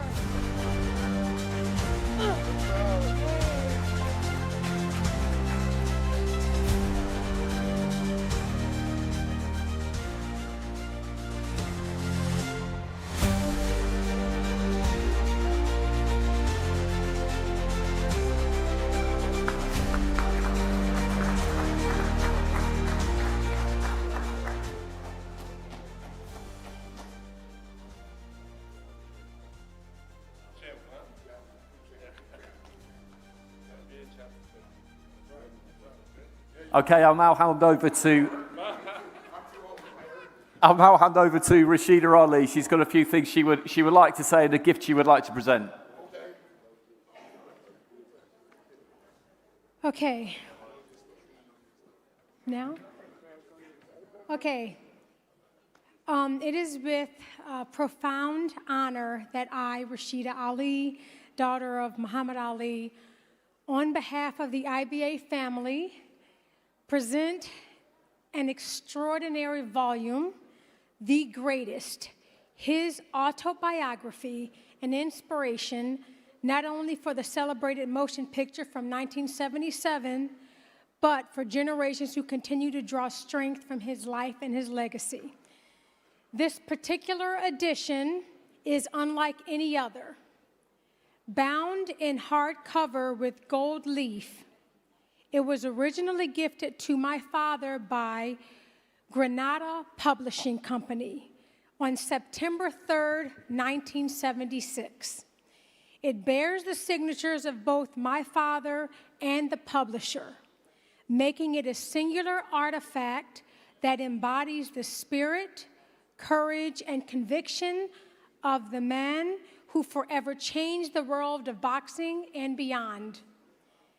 As a one-of-a-kind treasure, this book represents more than a story. It is my father's voice, it's his journey, and his enduring greatness. In presenting it to President Umar Kremlev, we honor not only the champion's legacy, but also the vision and leadership that continues to elevate the sport he loves so deeply. This honor, of course, coincides with the International Boxing Association's Golden Age of Boxing, a defining era that celebrates the sport's enduring values of excellence, perseverance, and inspiration, qualities that my father embodied throughout his life. President Umar, may this gift serve as a symbol of respect, admiration, and shared commitment to the greatness of boxing and the timeless legacy of its most iconic champion. Okay, so if we could invite you up to the stage, Mr. President, just to receive this gift.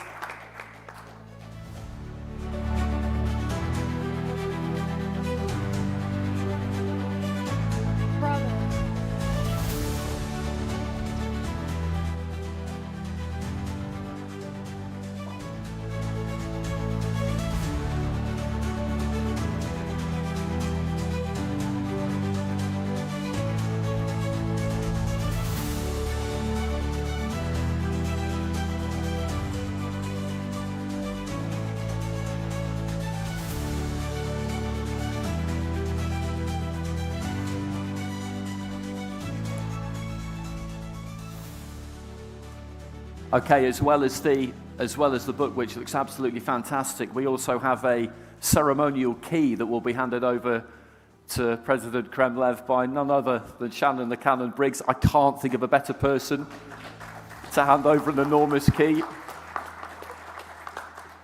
And the significance of this key really is that it's for the keeper of the legacy of boxing and for the future of the sport.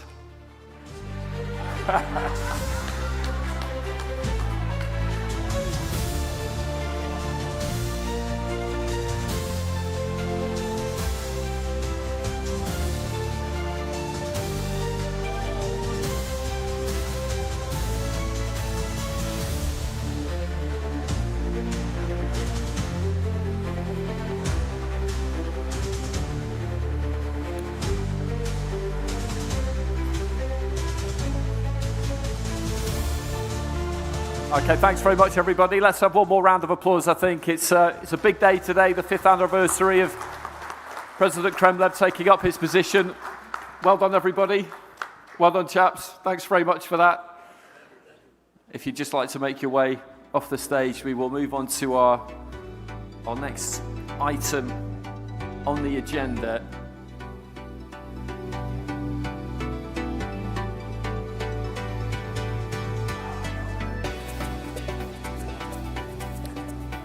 Okay, so now it's time for what we're calling the vision uppercut. We're talking about boxing through the next 10 years, basically, having a good conversation about where the sport is now, where the sport is going, how we see the landscape, how things have changed during the courses of people's careers, because things have changed an awful lot. And we have some ideal people to talk about all of this. First of all, please welcome Secretary General and CEO of the IBA, Mr. Chris Roberts, OBE.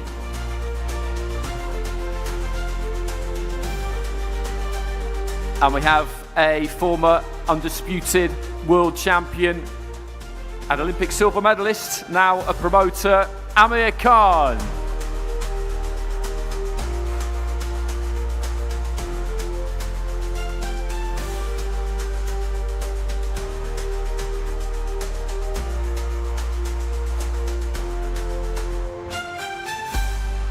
Okay, calling Amir. Here he is, coming straight down the centre of the aisle. Okay, so hot on his heels, former long-reigning WBO Cruiserweight champion and long-time television analyst and expert, Mr. Johnny Nelson, MBE.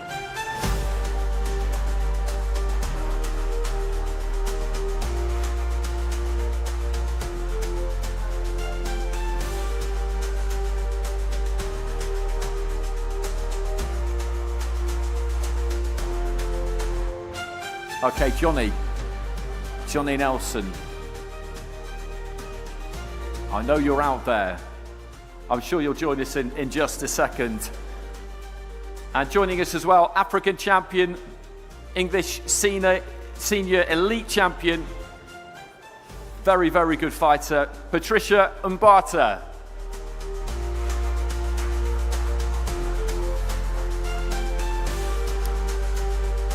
And last but certainly not least, head of the international department at the major Chinese boxing promotion Max Power, Mr. Huang Chen.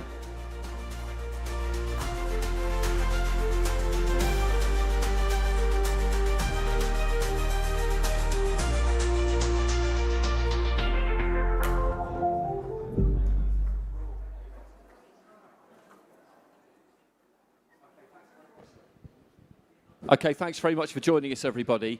And what we're aiming for here, basically, is a discussion of where the sport is currently in all facets, when you think about its popularity, its reach, the way it's marketed, the amount of promotions we have, the way that the sport is run, and where we feel like it might be going over the course of the next 10 years, because I think the sport's in a really interesting place at the minute, and I think you're all really well placed to talk about that. So we don't want too much formality here. I think it's a kind of round table discussion. If you've got something to say at any point, then please do just chime in. You don't need to wait for me to introduce you.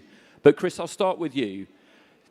We've known each other a long time now, and if I think about how much elite international amateur boxing, which is your forte, if I think about how much that has changed and just how different it looks now, just purely visually, the tournaments that you've been putting on over the last 5 years particularly, so much has changed over the last decade. And I know you're always thinking of ways to take things forward and evolve things further. So just kind of reflect a little bit, if you like, on what you've seen over the last few years and just the pace at which everything is having to evolve just to keep pace with the world around it. Yeah, absolutely, Andy. I think going back to the days of old, 10 plus years ago, 15 maybe, WSB, how it sort of was pushed out there across all 5 continents, a really great product.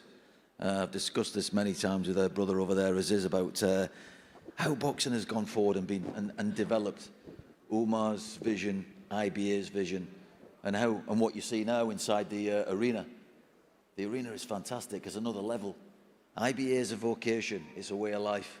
That's what we are. We're an ecosystem. We're not just, red and blue corner. We're black and gold corner. We do all kinds of different formalities with the boxing. It's changing. The landscape is changing. People have to change their mindset on what we do in terms of sport moving forward. And I think just going back to the point regarding when we were in Istanbul, and I was talking to Johnny about this the other night, and I've had this discussion with Amir on many occasions about what we're doing to enhance the profiles of boxers, giving them the opportunity at the amateur level that our brothers here never had. And I think it's really important to see, this visionary piece. What is boxing going to look like in 2026, 2027? And of course, we talk about the members coming in to Dubai. There is no change for us. In fact, more people are coming in. It's gone crazy. So boxing is just for everybody. And you heard Sonny Edwards earlier talk about him and his brother Charlie, what they had when they were younger and coming through now. Brilliant trajectory. for us as an organisation. Just the dynamic, mixing different kinds of combat sport as well, which is what the President is keen on. I mean, from your point of view, I remember, like we all do, who were following the sport at the time, you winning a silver medal at the Olympics at 17. It was a massive story. You became famous, I mean, and really famous, because that was still back in the days where that kind of terrestrial fame was achievable in a way that maybe it's not quite now. But I also remember you wanting to rematch Mario Kindelan. That was something you wanted to do, and you did make it happen before you turned professional. But at that point, it was inevitable that you were going to turn professional. And the landscape now is quite different, isn't it, when you look at the prize money on offer here and the treatment and the conditions that the athletes get. Do you think there's any chance that might have delayed your decision if IBA was around back when I was an amateur, I think I probably would have stayed amateur a little bit longer. You have to understand, I finished from the Olympic Games at the age of 17, won a silver medal, and then went on to have maybe 1 or 2 more fights as an amateur. But I wasn't being looked after. I honestly, between us guys, I was making $500 pounds, which is around about $600, sorry, every 3 months. That's all they were paying me. Literally, I was not making any money. And obviously, I was at the age where I had to survive as well. Like, you know, I had a family, my parents, but luckily I had my parents looking after me, but there was no money in amateur boxing when I was around. Literally any. And it's good to see that IBA now is supporting and giving so much funds to the boxers in these competitions, because it's making them want to stay amateur and want to be at the big fights, and they know they're going to be looked after, and they're going to be paid big money. I think 8.3 million they're going to pay for this event. I mean, this is unheard of. This is crazy. This is probably more than most professional boxers are getting paid. So it's a fantastic thing that Umar's doing and the team's doing, and Chris and everyone, because this is only going to keep them staying in the IBA. I'll just leapfrog over you, Johnny. We'll come back to you in a little bit. Patricia, you can give us the viewpoint of a current athlete, of a current fighter, but you've been boxing for a long time, so you will have seen plenty of things change, and it wasn't that long ago that at plenty of clubs there were no changing facilities, for example, for female fighters. Caroline Dubois always tells a good story about how when she first went to the boxing club, she had to pretend to be Colin because they weren't admitting females at that point. What's the sweep of change been like during your time, and where do you see the sport sitting at the moment? Yeah, you're absolutely right. And as a female boxer, the times are changing now, and you can just see, especially in the pros, there are just so many boxers coming out with talent. Before, you were kind of just a number and you were just a tick box to get a female on a card. But now I find female boxing sometimes more exciting than the men at times. And as an amateur boxer, it's just amazing to see how the sport has progressed, and there's just so much talent with female boxing, and it's brilliant to be a part of. So it's just getting better. A lot more people are getting into boxing. Even in some schools, they've started to introduce it as a sport, so it's just going to get better from now. Johnny, let's just talk a little bit, as we're touching on a few different areas here, just to open this up, about the coverage of the sport, because you've been covering boxing on the TV for a long time now, and it wasn't that long ago, for example, that it was quite hard to find some fights. You would just basically never get to see them. You would see things on delay. You would see things a few days later. You'd tune in for a show and you'd see maybe the top 2 fights and you wouldn't see the undercard. Now boxing is out there 24/7 all of the time. Or almost any show you want to watch, including every single fight in these World Championships, by the way. You can watch, you can find it somewhere. And social media has been another complete and utter game changer. If you think back to what it was like in terms of the conversation around the sport when you started and where it is now, I mean, it's light years, isn't it? I mean, it's a completely different environment. Well, Andy, you have to listen to Patricia and Amir. The one thing that stands out is that stable stability that boxing needs, which is we're in that position now with the IBA, what they're showing for the amateurs and the potential professionals. At one point, that stability was never there. Fighters depended on a promoter. They depended on somebody else doing the work and getting them in the right place. And that somebody else had to be ethical, do the right thing, and take care of the fighters. What I see here is the fighters being taken care of. What I see here is a proper a game changer. I've been here. I've seen 2 nights of boxing. The talent has been second to none. The opportunity has been second to none. The facilities have been second to none. If this is not to inspire young boys and girls to get into boxing, to be attracted to boxing, the amateur boxing, how it should be run, where financial opportunity and stability is created, nothing will. Because unfortunately, in the professional game, individuals profit. So if individuals profit, then your parents, your peers will say, no, I don't want you to get involved in that because it looks shady, it doesn't look right.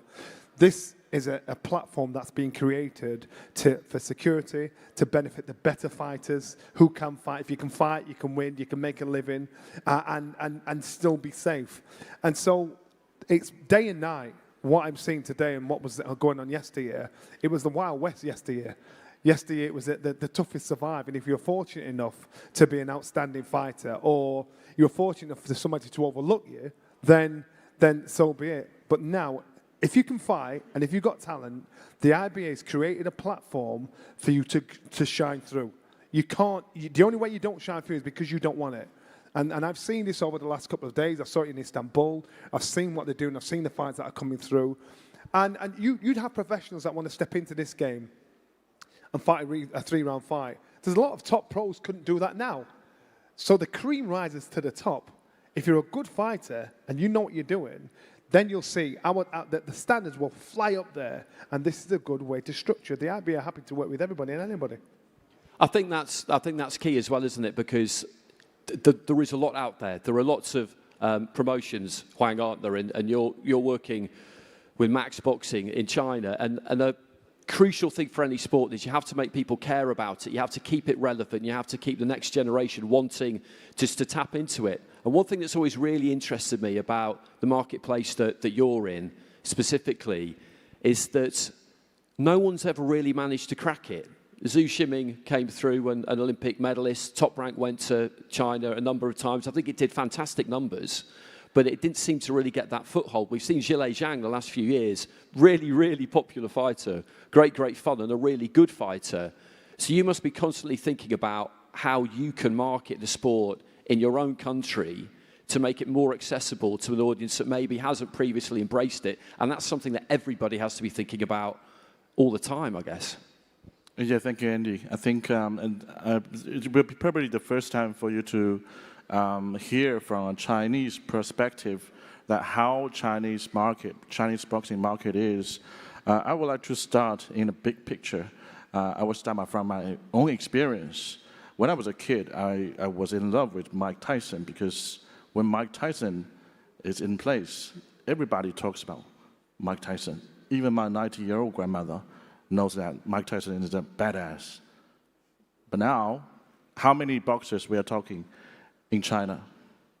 Very few. We mentioned about Zhou Shiming. Yes, he made a great debut from amateur to professional in China. However, it didn't last for long. And Zhang Zhilei, yes, he's a great fighter, but he's 42 years old.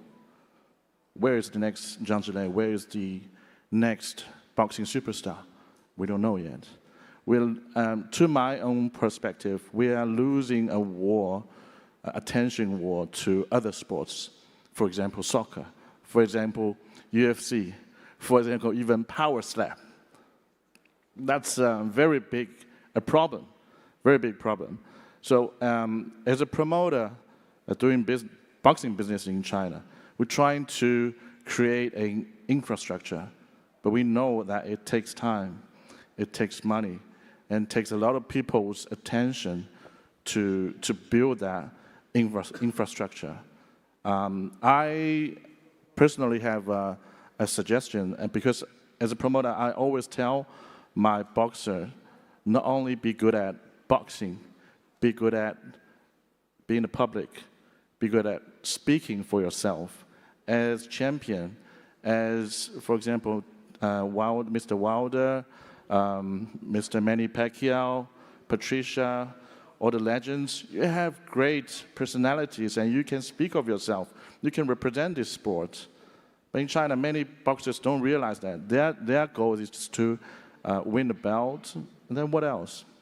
So, yeah, but I think we have a long way to go. I think to back that up, in our gym, when we were coming through, we weren't just taught to fight, we were taught to talk to people.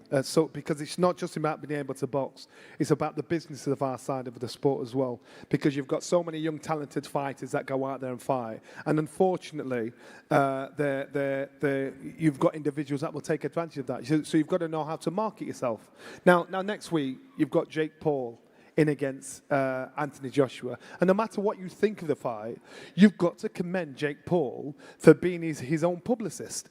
And so young fighters need to be taught how to sell themselves, how to present themselves, how to talk in front of a camera, how to talk to the press, how to sell who they are, because it will make them grow up as young fighters as well. There's no point in being a brilliant fighter and you can't put two words together. So what Jake Paul has done is brilliant.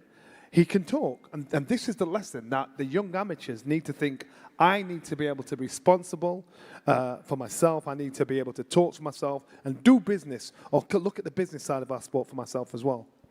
Is that something you're mindful of, Patricia, that you know you need to get yourself out there, you need to make yourself noticed in the professional sporting marketplace? Because when you're on the national team, it's different, isn't it? That individuality maybe isn't encouraged quite as much, but then when fighters turn pro, and I've spoken to a number of them, when they've done that, they realise that they're not by themselves necessarily, but they're kind of stepping out into the wild, the touch. Is it something that you've thought about more and more the last few years? Yeah, it has, and fundamentally, you need to be a good boxer, you need to win championships, you need to show the world that you can box, but nowadays on social media, you can see that everybody is, you've got all this hype talk, before a fight, and it's all excitement, and boxing's entertainment at the end of the day. And everybody wants to see an exciting fight. They want to see two people that might hate each other and want to kill each other in the ring. You follow each other, you follow the story from the start and fight week right up into the fight, and it just gets you excited. So for me, yes, social media is important. Posting yourself every day, taking selfies of your training, and just getting to know the boxer. Because when you get in the ring, when you know the boxer, it makes the fight more exciting. When I'm in amateur tournaments and I know someone boxing from another country, I want to watch that fight because I know them, and it just makes it more personable. So yeah, social media, it's good and bad, but there's a lot of good to have when you're showing the world who you are as a person as much as how good you can box. And Amir, you see both sides of it really, because you're promoting boxing now. When in your own career, as I mentioned, you achieved enormous fame really, really young, and all of a sudden overnight, everyone knows who you are. So you didn't really go through that in a way of having to get your name out there. It was just bang, it was done. But you're around young fighters now who are coming through and fighting on your promotions. And what do you tell them about the landscape now, what they need to do? Firstly, for you to want to feature them, and secondly, for them to give themselves the best possible chance. Yeah, so I was very lucky when I turned professional. The Olympics did it for me. It gave me a very big name, and I got the biggest deals from the promoters. I had a lot of excitement and everything around me, and the fighting style I had. So now, I'm a new promoter now, doing shows in Africa, Nigeria, Ghana. Gonna do some shows in Dubai coming next year, England also. So the advice I give to these young fighters is that to push on your social media. Now everyone has social media. Everyone pushes that. They should promote their fights on there. They should show their training on there. They should show their fights on there, because that's what people want to see. They want to see what you're all about. So now, if you look at the platform that we have our social media and everything. And I think that's a massive help on giving a platform. And that's what helped me quite a lot, because my social media was so big. That gave me a massive platform where people knew who Amir Khan was. Then that's how the finances come, the money comes, and everything else comes. So Chris, Huang was talking about competition And that's a massive thing from other sports, isn't it? Because football's this kind of all-powerful sport in a lot of countries, but not all. You're having to put nights on and think about national teams and infrastructures from literally everywhere in the world. Now, some countries, I'm thinking about the Central Asian powerhouses of Uzbekistan and Kazakhstan, boxing might be the #1 sport in those countries, but then you're dealing with other countries where that just isn't the case at all, and that they're not getting anything like the same backing from their own government and from their own decision makers. So that must be, I mean, that it's a hell of a melting pot, that, isn't it? How do you kind of go about trying to deal with all of that? Yeah, it's huge, and I think the one thing that IBA have done extremely well, and we'll talk about it tomorrow at the Congress, is the financial support piece, because Johnny was talking here about something that you actually see or physically see and hear in Dubai. You know, the conditions are fantastic. We provide that support, we provide that foundation. Those countries that don't have anything, to be able to bring them here to compete at the highest level because they don't have it at the home nation. Some countries don't even have a national team. They've got the odd boxer here and there, you know, and it's about providing those conditions. That's what the President's aim is, to reach right out and achieve those aims to touch everybody, to touch everybody's hearts, and to try and find those opportunities for boxers to step forward. And that's what we do, you know, and I think just, yeah, you're right, Kazakhstan, Uzbekistan, the big powerhouses of Asia, I mean, they've hosted some fantastic events for us. You know, the last Men's Elite World Championships in Uzbekistan was a fantastic setup, and we try to emulate this and make things better as we move forward. But again, it is extremely difficult from grassroots up through to try and reach out as far as you possibly can. This has been an interesting tournament because we've allowed this hybrid piece of amateurs and professionals to come here to see what it's actually like, and offering that just, you know, a bit of something to see what's different anywhere else, and give them a bit of taste. And we're doing that daily. We're providing equipment. We're providing, you know, boxing rings. We're pushing gloves out. President turns up, and everywhere he goes, he's got $20,000 worth of boxing gloves with him. And he just gives the kit away. So that's not everything. It's about providing those conditions. And Amir talking about what he had when he was a youngster, and I mean, phenomenal. I know his coach personally. Amazing as a youngster. Amateur.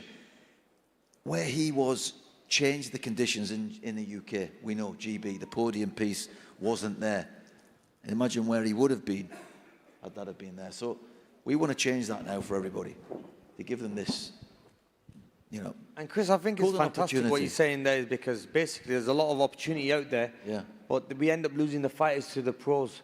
Yeah. And if IBA was around when I was around, I would have loved to have gone to the bigger tournaments, the World Championships, and fought in the championships.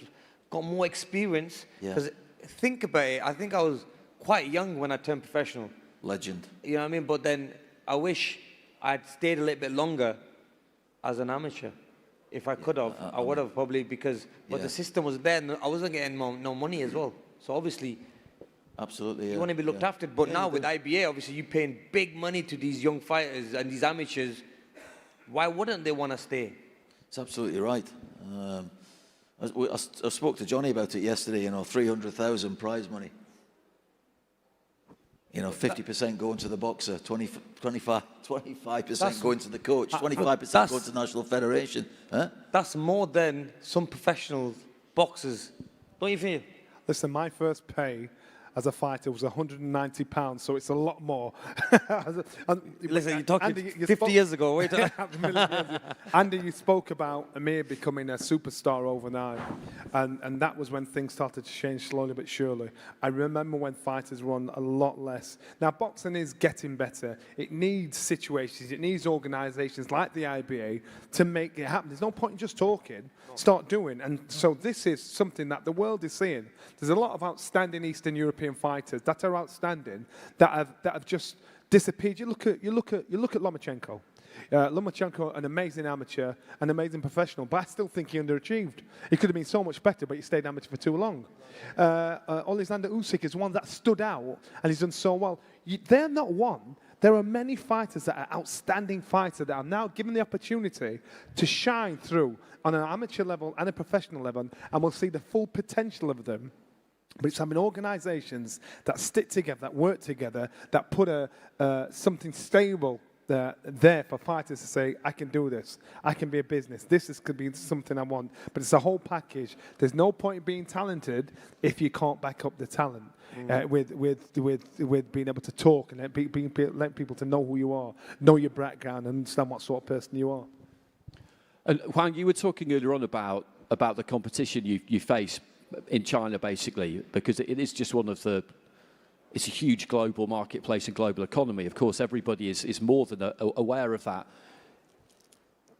What are your plans for trying to make people basically just care about boxing more? I mean, do you have, obviously you do have ideas for how you're going to do that, and I'm sure plenty of them are in place, but it's this kind of catch-22, isn't it? A huge market, because potentially the payoff could be absolutely enormous, but then again, you're not the only people in it. Absolutely right. China is a huge market. Everybody wants a piece of the market share. However, it's also a very difficult market.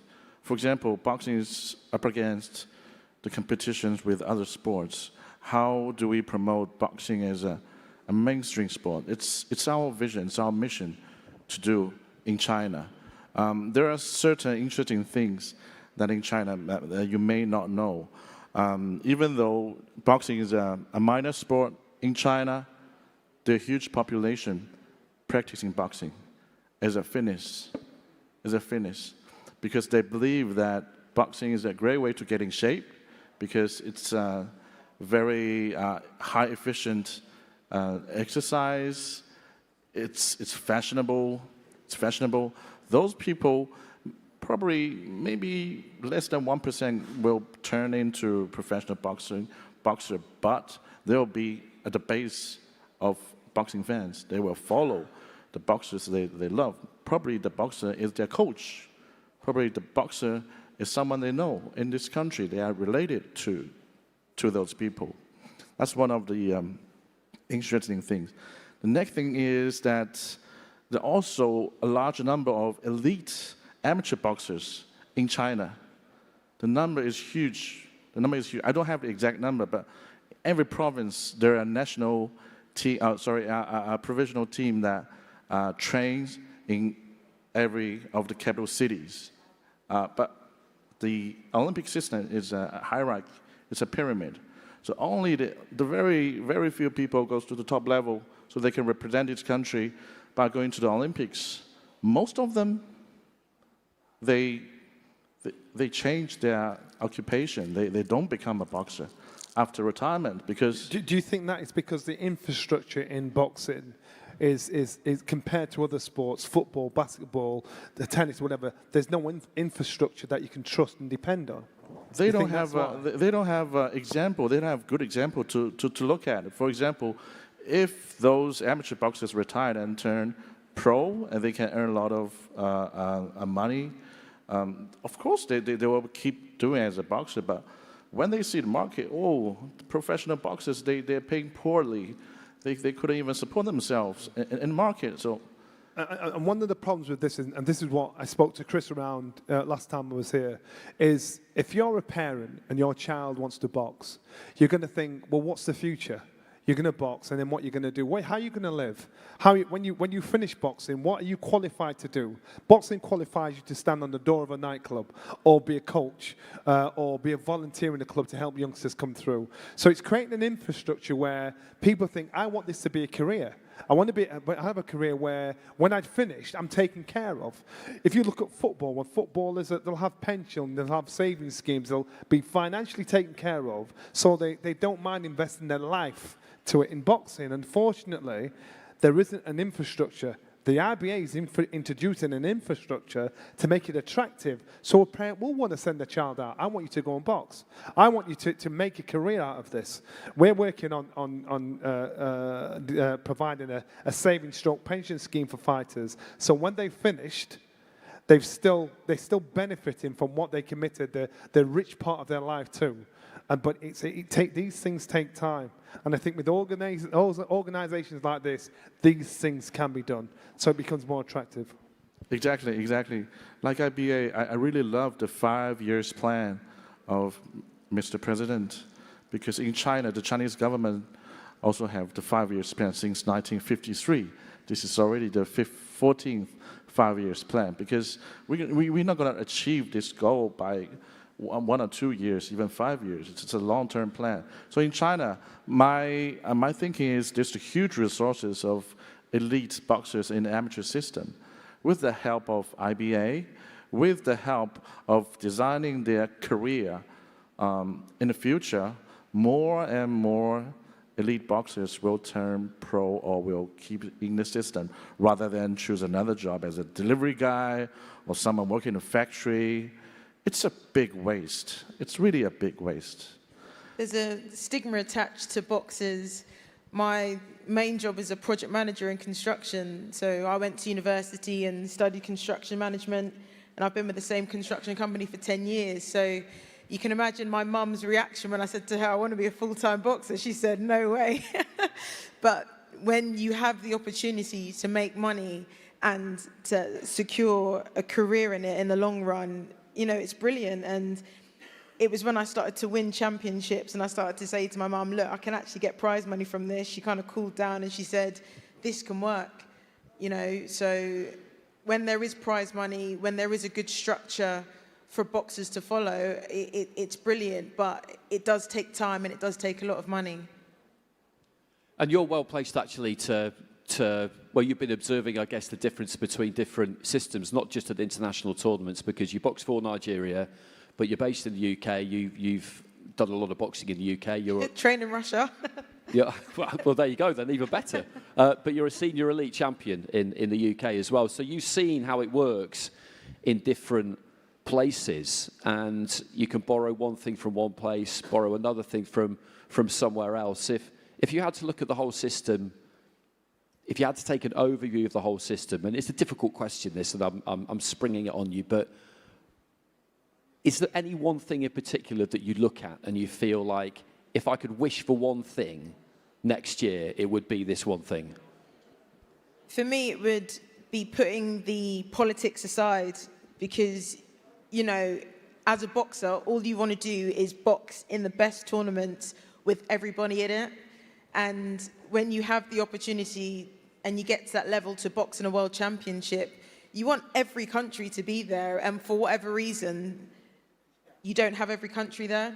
For example, a lot of African countries, it was spoken about in the previous session, not every African country have the money to bring out a full team, to bring out a full squad in all of these tournaments. And fortunately, IBA have been able to do that. They've been able to bring African countries to these tournaments to allow them to compete, because there is talent in Africa.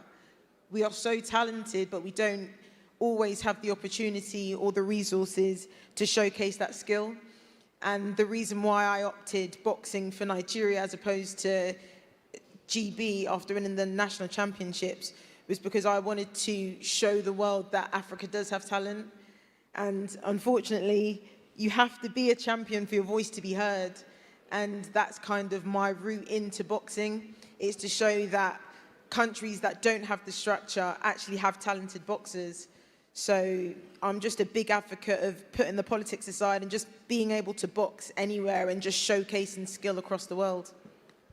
Chris, I know that that's something you've been working really hard on for this competition, is getting as many people here as possible. There are divisions within elite international amateur boxing at the minute. We're all aware of it, but commentating on fights, there have been lots and lots of fighters who were in Liverpool at the World Championships and who were also here. And hopefully we'll arrive at a situation where you just have this kind of nirvana for the fighters, which is that you can just box in any competition you want. Yeah, well, that's what we advocate that anyway. You know, IBA has never restricted anybody from competing anywhere. You know, it's something that we've openly said. The boxers can move from one organisation to the next.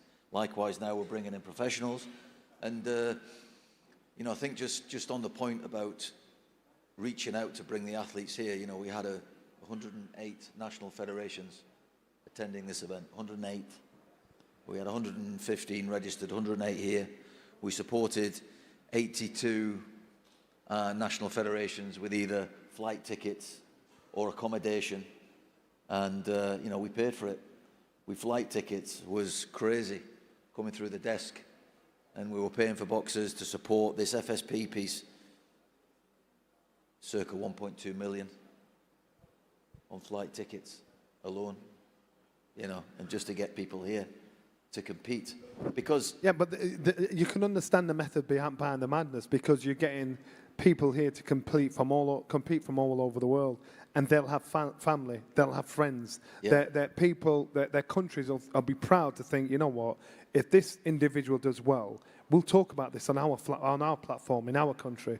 So it's playing the long game, but it's being smart enough and having the plan set in place to say, right, we've got to play the long game. Individuals might not understand why you're doing it, yeah. but if you look at the bigger picture. 100%, Johnny, because you know, you're not gaining anything by spending 10, 15,000 on boxing equipment and pushing it out there. You can't see the end state of it, but what you can see is a boxer physically here and his coach and the rest of his support team and the medical team coming here to be part of something that would never have the opportunity to do. Chris, to me, again, I'm completely blown away by the finals are tomorrow. How he's explained to me, it's really simple. I'm a guy that I wasn't like him here. Me and made a lot of money. He was a national hero. Now, so I understand what it's like to be at the top and the bottom. These guys that are coming through, the money that they will earn tomorrow, it's not just for them, it's for the coaches, because there's a lot of unsung heroes that work in gyms for nothing, just because for the love of the sport. So the coaches are getting 25% of a £300,000 purse, 25% for the coaches. The fighters getting 50%. Whatever nation they're coming from, they're getting 25%. Does that not encourage a nation to get behind something like this? To say, nationally, all over internationally, to me, it's a no-brainer. Well, I think it's amazing as well, because what happens is sometimes there's a lot of corruption that happens as well. So it's good that the IBA have already said what is set. 50% goes to the boxer, 25% goes to the gym coach, and 25% goes to the commission or the federation, Yeah. which I think is better, because what would happen in a lot of these countries nowadays, they'll take 100% of it and not give anything to the boxers. So it's good that you guys have setting the rules now, that this is the way it should be. And also, we spoke about Pakistan and other countries that you want to bring on board. What IBA is doing is giving everybody an opportunity, you know what I mean, which not many other organizations are doing. Well, you guys are giving opportunities to a lot of the countries, like you said yourself, about there's a lot of countries now coming to the IBA events as well. You're getting everyone involved. They're getting invited. You're paying for their flights. You're giving them great accommodation. So what IBA is doing, I think we need more of this, and I think it's only going to promote the sport of boxing in the amateur level and also professional level. Yeah, absolutely. So big well done to you guys as well, man, because that takes a lot. Yeah, I mean, the ecosystem that we've got going, you know, from the very front end to the back end. We register the boxers. They come into the system. The coaches, the national federations, everyone sits with our partner out there with Sport Data. They come to the event. They're registered through the tournament. We have all the information there. All the administration and paperwork's done. The sports entry check's done. The contracts are all ready to go. It's like, you know, everything is set out in line. The IR department speak daily with the national federations, talking to Amir about Pakistan and bringing another national federation in, talking about what we do there. The admin goes straight out, boom. And you know, the activations that we have is amazing. Chris, it's taking away the corruption on the higher level. Yeah. On the professional level, and unfortunately, corruption happens. And that's why a lot of fighters are less inclined to turn professional, because the individuals profit. This is taking it away. It's making it so transparent that if you decide to go and not be transparent, it only tells you one thing. So this is setting an example for promoters, organizations around the world to do the right thing. Yeah. That's all it's doing. And it's nice to see that the boxer gets the most money, because normally what happens as well is that promoters take something, this person takes something. Before you know it, the boxer's left with nothing. At least you've made it clear. The boxer gets 50%, 25 goes to the federation, 25 goes to the coach. Everyone's happy. Yeah. And it's good that you've set that system up because corruption is quite big in a lot of these other countries. But the thing is, you guys have set it the way it is, and it's meant to go this way, and it's going to stay this way. Yeah, and it just completes the cycle. Yeah. Because the funds go back in, create more champions, moving forward from, schoolboys, schoolgirls, because we've got that trajectory as well, managing the juniors. And it's nice to see this because it came to a time where MMA was surpassing boxing. It probably surpassed boxing, but now boxing's coming back, and with a system like you guys have, boxing slowly getting back to the top again. Okay, well, that's a good note to finish things on, I think. Thanks very much, everybody. Thanks, Chris, Amir, Johnny, Patricia, Huang. Thanks very much for your input. That was really, really interesting. And if you would just go back and take your seats, we've just got one more thing to get through. Although actually, if you could just remain seated just for a few more minutes, just for a couple more minutes, because I almost missed something out. Shame on me, because we talked about social media, we talked about the landscape of the digital platform, and one thing that has made a real comeback in the last couple of years really is the demand again for boxing games, because that used to be huge when I was a kid, and all of a sudden for years and years and years we just didn't have one. We just didn't have one at all. So if I could just invite up to the stage now to just tell us all about the IBA boxing game and give us a little presentation, the game producer, Pavel Ilminov.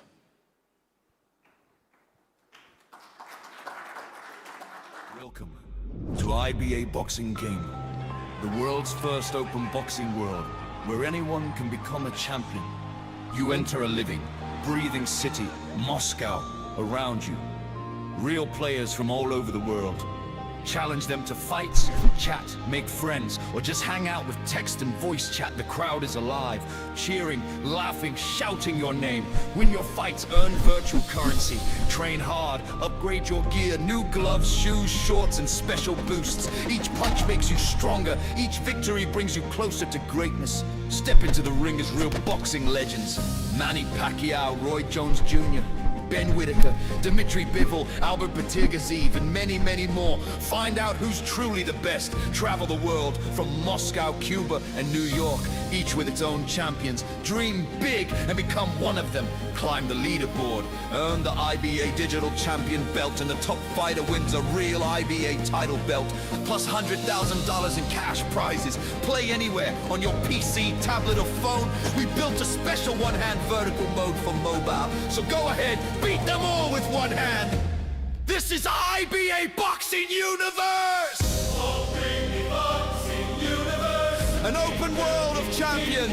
Trend be rising, fight, train, rise, and become a legend! With IBA.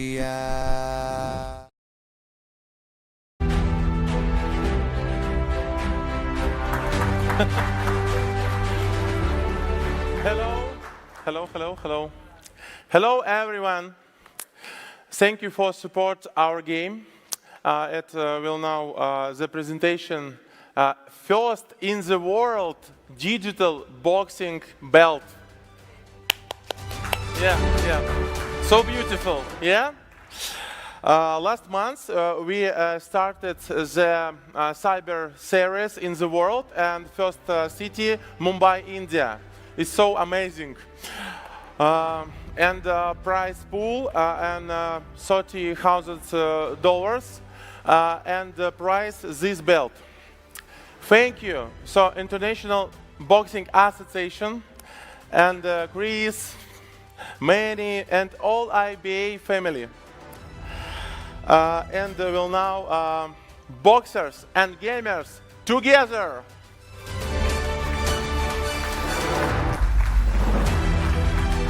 Yes.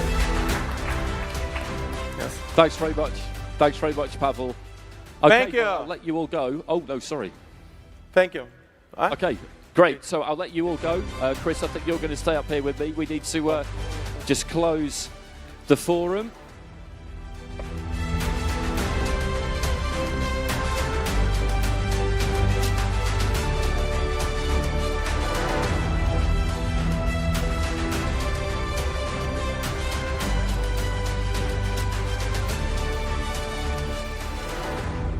Okay, so we have an interesting way to finish here that you won't have been involved in anything like this before, Chris. I can guarantee you that, because a little bit later on, people out in the lobby will get the opportunity to watch essentially robots fight. You will have seen the IBA robot just walking around the halls a little bit earlier on. It's incredible, to be honest with you. It's the kind of technology you'd see in films when I was a kid. And the robot now is going to bring out a balloon. Chris is going to pop that balloon, and that is going to signal the continuation of the IBA golden era. I did tell you you would never have done anything like this before. So, okay, let's bring it out.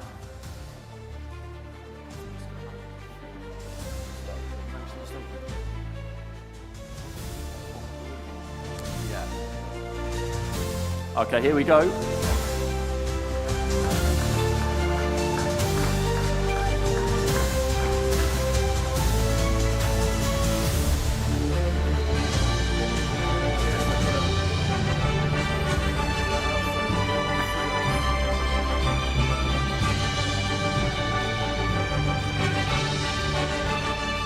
Okay, so here we go, Chris Roberts OBE.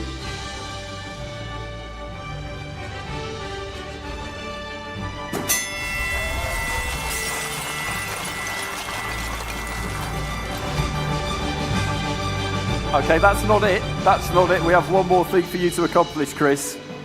A chocolate boxing glove shaped figure is on its way as well. I think you have a hammer for this one.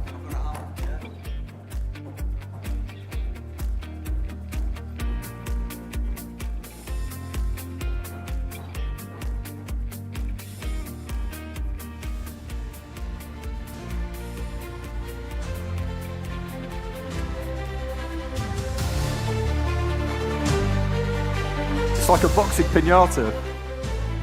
Let's go.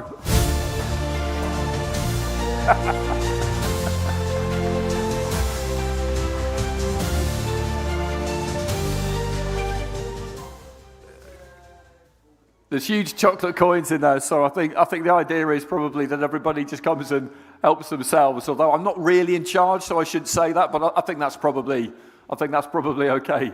Chris, thank you very much. That was expertly handled. A couple of new situations for you there, I'm sure. Thanks everybody for your attendance today.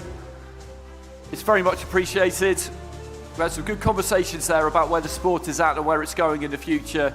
And of course, do not forget, IBA Pro 13 tonight. The card has started. The title fights are to come a little bit later on, and of course headlined by that WBA heavyweight title fight between Kubrat Pulev and Murat Gassiev. And then tomorrow evening, also at the tennis stadium, we have the gold medal bouts to conclude what has been a fantastic 2 weeks. But once again, thanks for coming everybody. Have a great day.